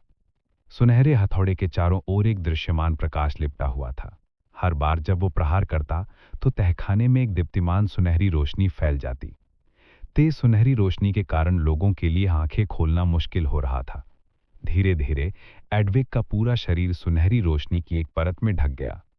अनंत हथौड़ा। ये वास्तव में अनंत हथौड़ा है। इस समय अर्जुन देव के पास करने के लिए और कुछ नहीं था। वह दीवार से टिक गया और एडविक के हाथ में सुनहरे हथौड़े को अविश्वास से देखने लगा। अनंत आकाश हथौड़ा एक प्रसिद्ध सुनहरा हथौड़ा था जो किसी भी सड़ी हुई चीज को जादुई बना सकता था। ये एक ऐसा हथियार था जिसकी चाह लोहार सपने में भी रखते थे। दुर्भाग्य से ये शक्ति रक्तवंश से आती थी। इसे केवल अनंत आकाश मार्शल स्पिरिट को जागृत करने के बाद ही प्राप्त किया जा सकता था। बाहरी लोगों के लिए इसे प्राप्त करना असंभव था। यह अर्जुन देव की उम्मीदों से बिल्कुल परे था। उसे उम्मीद नहीं थी कि उस दुनिया में अनंत आकाश संप्रदाय का कोई उत्तराधिकारी होगा। कोई आश्चर्य नहीं कि वो आसानी से कह सकता था कि वो एक स्वर्ग श्रेणी का आत्मा शस्त्र बनाना चाहता है। यदि किसी व्यक्ति के पास पर्याप्त सामग्रियां हों और उसने हाउटियन हैमर को जागृत कर लिया हो तो उसके लिए स्वर्ग श्रेणी का आत्मा हथियार बनाना अत्यंत आसान होगा। ये सोचकर अर्जुन देव का दिल खुशी से उछल पड़ा। इतने लंबे समय तक इतनी मेहनत करने के बाद अगर उसे एक सच्चा स्वर्ग श्रेणी का आत्मा शस्त्र मिल जाए तो ये निश्चित रूप से सार्थक होगा। क्योंकि मध्वी ने बैटल सेज ओरिजिन को धातु की गेंद में इंजेक्ट कर दिया था, ये एक नियमित धातु की गेंद की तुलना में कई गुना कठिन थी। कुछ हजार बार हथौड़े से पीटने के बाद ही इसका आकार धीरे धीरे बदलने लगा था। उसका बायां हाथ, जिसने सोने के धागे वाला दस्ताना पहना हुआ था, लोहे के ब्लॉक की स्थिति बदल रहा था। हालांकि उसका दाहिना हाथ लोहे के ब्लॉक पर हथौड़े चला रहा था, फिर भी उसके बाएं हाथ को से ठीक से नियंत्रित करना था। एक साधारण व्यक्ति के लिए एक ही समय में दो काम करना मुश्किल था। आमतौर पर इस समय दो लोग सहयोग करते थे। हालांकि अद्विक अकेले ही ये कर पाए, इसका मतलब सिर्फ यही हो सकता था कि हाउटियन हैमर के उत्तराधिकारी में इस क्षेत्र में प्रतिभा थी, कोई और उनसे आगे नहीं बढ़ सकता था। जब सुनहरी रोशनी कुछ हजार बार टिमटिमाई तो उस चमकदार टुकड़े ने आखिरकार कृपाण का आकार ले लिया। अद्विक ने अपनी उंगली हिलाई और छठे स्तर के बिजली के गुणधर्मी राक्षसी कोर को उसमें दाग दिया। टकराना! एक जोरदार धमाके के साथ अनंत आकाश हथौड़े ने बेरहमी से उस जगह पर प्रहार किया जहां दानव नाभिक अभी अभी धंसा था। एक अतुलनीय तेज रोशनी जगमगा उठी और पूरा तहखाना सुनहरी रोशनी से भर गया। अब अर्जुन देव अपनी आंखें नहीं खोल पा रहा था। तभी सुनहरी रोशनी गायब हो गई और कृपाण भ्रूण से एक चटकती हुई बिजली की रोशनी उछल पड़ी। कितना शक्तिशाली बिजली गुण वाला राक्षसी कोर! अर्जुन देव मन ही मन चौंक गया। बैटल सेज ओरिजिन को गोली चलाने के बाद मध्वी के शरीर पर एक धुंधली सी आकृति उभरी। वो बेहद कमजोर लग रही थी। उसकी नजर उस दिव्य हथियार पर टिकी थी जो आकार लेने ही वाला था। उसके सामने का दृश्य फिर धुंधला हो गया। चिलचिलाती धूप में सुनसान रेगिस्तान में काले कपड़े पहने एक आदमी, जिसके शरीर पर घावों से भरा हुआ था, हाथ में एक टूटी हुई तलवार लिए पीली सैंड पर धीरे धीरे चल रहा था और पीछे गहरे पैरों के निशान छोड़ रहा था। लकड़ी के मालिक, क्या मैं जल्द ही मरने वाली हूं? अचानक टूटी हुई तलवार से एक लड़की की आवाज आई। काले कपड़े पहने उस आदमी का शरीर तलवार के भयानक घावों से भरा हुआ था। उसके हर कदम पर उसके शरीर से ताजा खून पीली सैंड पर टपक रहा था। भयानक रूप से उच्च तापमान के बावजूद उसका ताजा खून नहीं फटा। इस वीरान रेगिस्तान में लगातार पैरों के निशान खून की लकीरें छोड़ गए थे। आसमान में ऊंचे लटकते तपते सूरज ने उसकी आकृति को बेहद उदास बना दिया था। तलवार से आती आवाज सुनकर उसके चेहरे पर एक दृढ़ निश्चय का भाव उभर आया। उसके पीले चेहरे पर एक मुस्कान उभर आई और उसने कहा, तुम नहीं मरोगे। फीनिक्स के पैशन पैलेस तक पहुंचने में अभी 1 किलोमीटर और बाकी है। उनके महल के मालिक का मुझ पर एक एहसान है। मैं तुम्हें सील करने के लिए उनके दिव्य पत्थर उधार लूंगा। टूटी हुई तलवार से एक हल्की सी आवाज आई। अंदर बैठी लड़की रोती हुई लग रही थी। उसकी आवाज में अतुलनीय दुख था। काले कपड़े पहने आदमी अचानक रुक गया। उसके पीले चेहरे पर दर्द के भाव भर आए और उसने धीरे से कहा, क्या तुम रो रही हो? मैं सचमुच बेकार हूं। सोचो कि मैंने तुम्हें रुलाया। 9 स्वर्गों के ऊपर फीनिक्स के पैशन पैलेस में। वृक्षदेव, मेरे पिता बंद कमरे में प्रशिक्षण ले रहे हैं। उनके लिए आपसे मिलने सुविधाजनक नहीं है। आपको चले जाना चाहिए। क्या तुम मुझे देखना नहीं चाहते या तुम मुझे देखने की हिम्मत नहीं करते? काले कपड़े पहने आदमी ने उदासीनता से कहा, मैंने तुम्हें सम्मान दिया लेकिन तुमने उसे अस्वीकार कर दिया। तुम एक ऐसे व्यक्ति हो जो मरने वाले हो और तुम वास्तव में दिव्य पत्थर मांगने आए हो। क्या मजाक है? जल्दी से भाग जाओ। यदि आप अब भी नहीं चाहते हैं तो मुझे निर्दयी होने का दोष मत दीजिए। ये सोचना कि फीनिक्स के पैशन पैलेस, जो 10,000 सालों से भी ज्यादा समय से चला आ रहा है, अपना वादा भी पूरा नहीं कर सकता, कितना अप्रत्याशित है। बहरहाल, मैं आज ये आध्यात्मिक ज्ञान ग्रहण करूंगा। तुम मौत चाहते हो? तुमने वास्तव में मुझे मारने का साहस किया है। फीनिक्स के पैशन पैलेस के यंग पैलेस मास्टर की बात खत्म होने से पहले ही उसकी बाहों के बीच अचानक एक खूनी छेद दिखाई दिया। उसने आंखें फाड़कर वृक्षदेव को देखा। युवा महल स्वामी को ये उम्मीद नहीं थी कि एक मरने वाला व्यक्ति वास्तव में उस पर हमला करने की हिम्मत करेगा।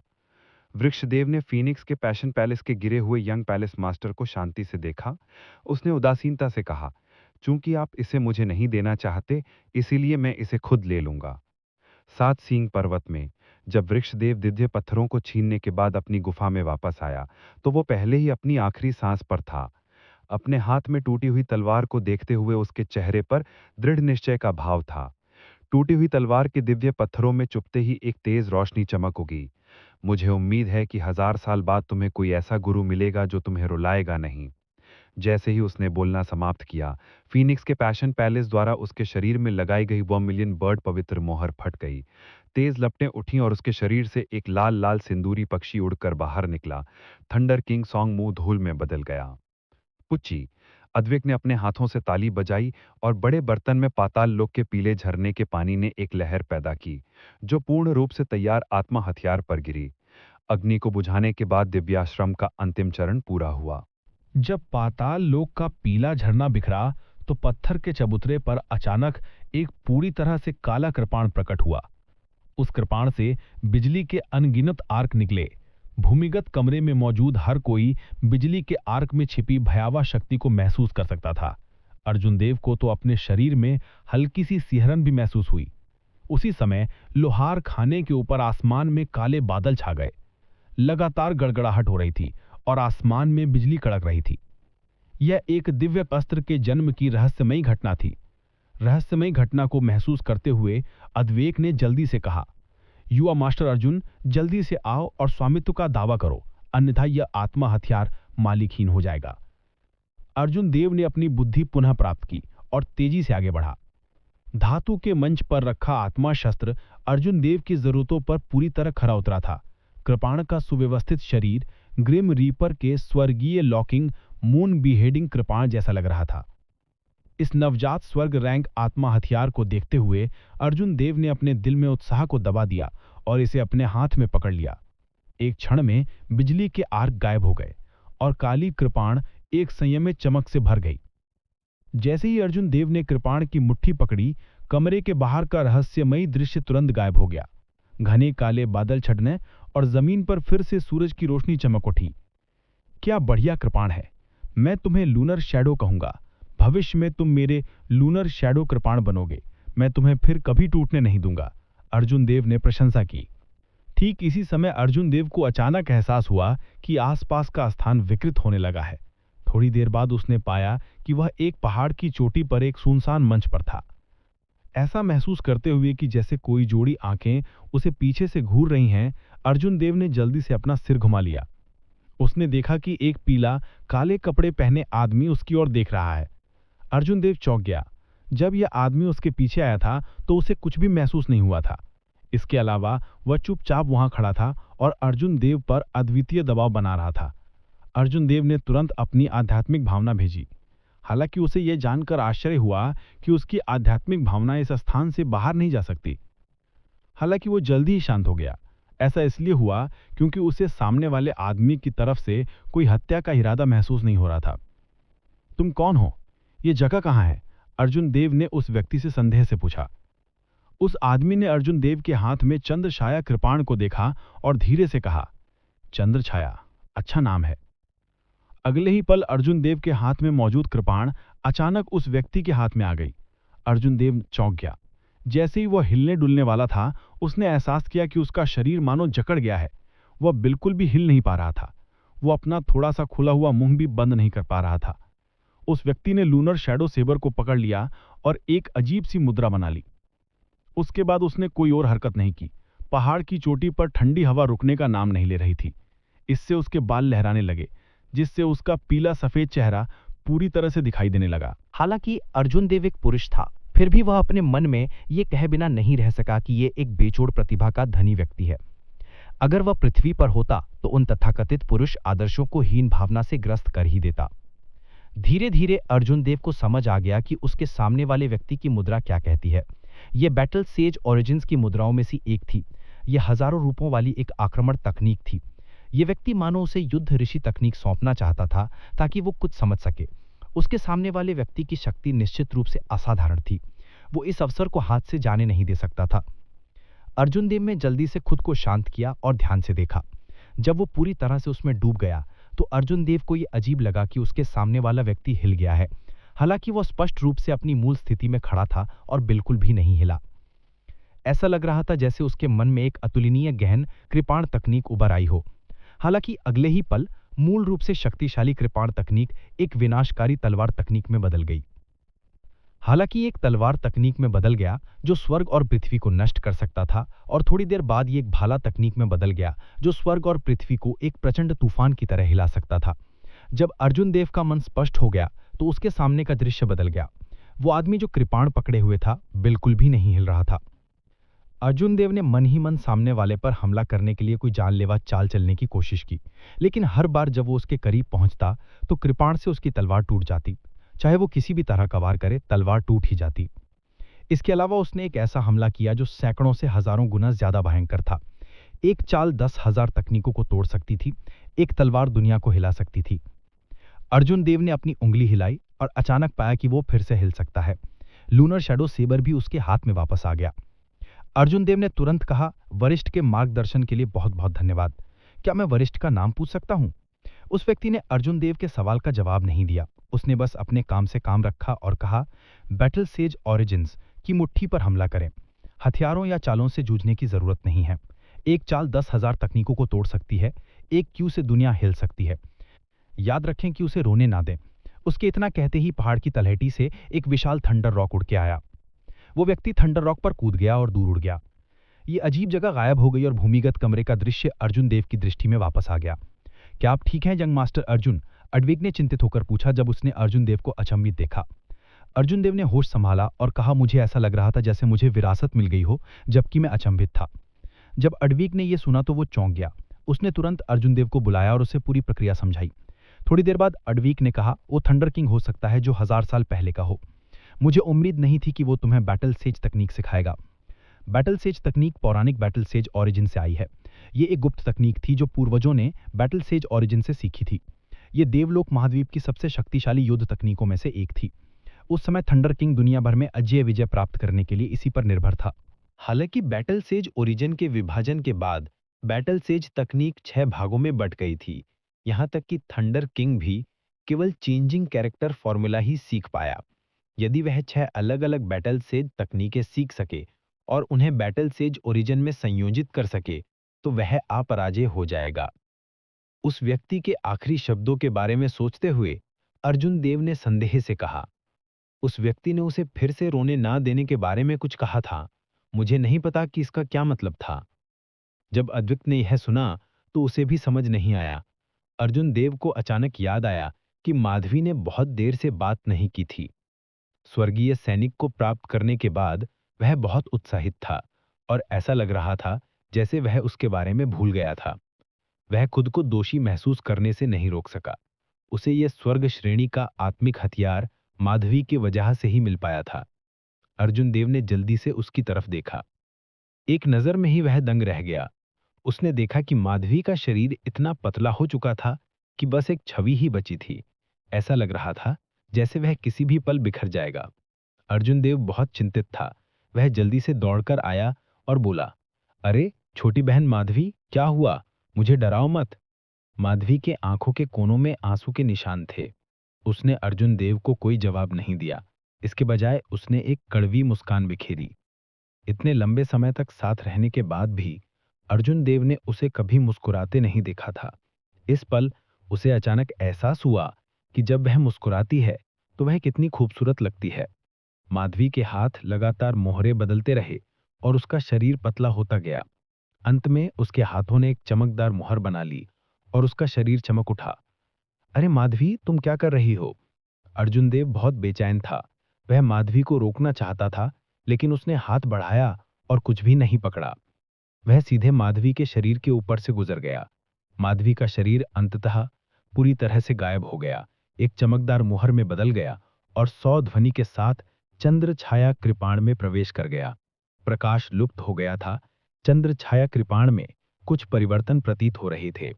अर्जुन देव को लगा कि कृपाण में समाहित ऊर्जा का एक बड़ा हिस्सा गायब हो गया है। हालांकि इस समय वह इन समस्याओं की परवाह नहीं कर सकता था।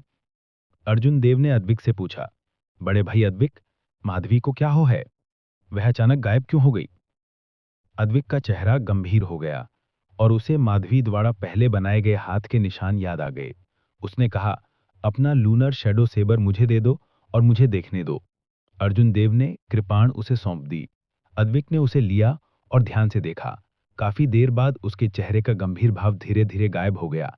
वह मुस्कुराते हुए बोला, युवा गुरु अर्जुन, चिंता करने की कोई जरूरत नहीं है। माधवी ने तलवार को अपने शरीर से पोषित करने के लिए बस एक गुप्त तकनीक का उपयोग किया था। उसने इस तलवार को अस्थायी रूप से एक superior grade profound ranked spirit weapon में सील कर दिया था। अर्जुन देव के चेहरे पर कोई खास परिवर्तन नहीं आया। उसने कहा, तुम्हारा क्या मतलब है? तलवार तो छोटी सी बात है। मैं बस ये जानना चाहता हूं कि माधवी जागेगी या नहीं। हर कहानी एक अंत तक पहुंचती है, लेकिन कुछ कहानियां दिल में बस जाती हैं। अगर दिव्य तपस्या अर्जुन देव की कहानी का ये भाग आपके दिल को छू गया हो तो वीडियो को लाइक करें और हमारे channel Mukul the story teller को सब्सक्राइब करें ताकि अगला भाग सबसे पहले आप तक पहुंचे। और हाँ, कमेंट में ज़रूर बताइएगा कि आपको इस कहानी का ये हिस्सा कैसा लगा। आपका एक शब्द हमारे लिए नई कहानी की प्रेरणा बन जाता है।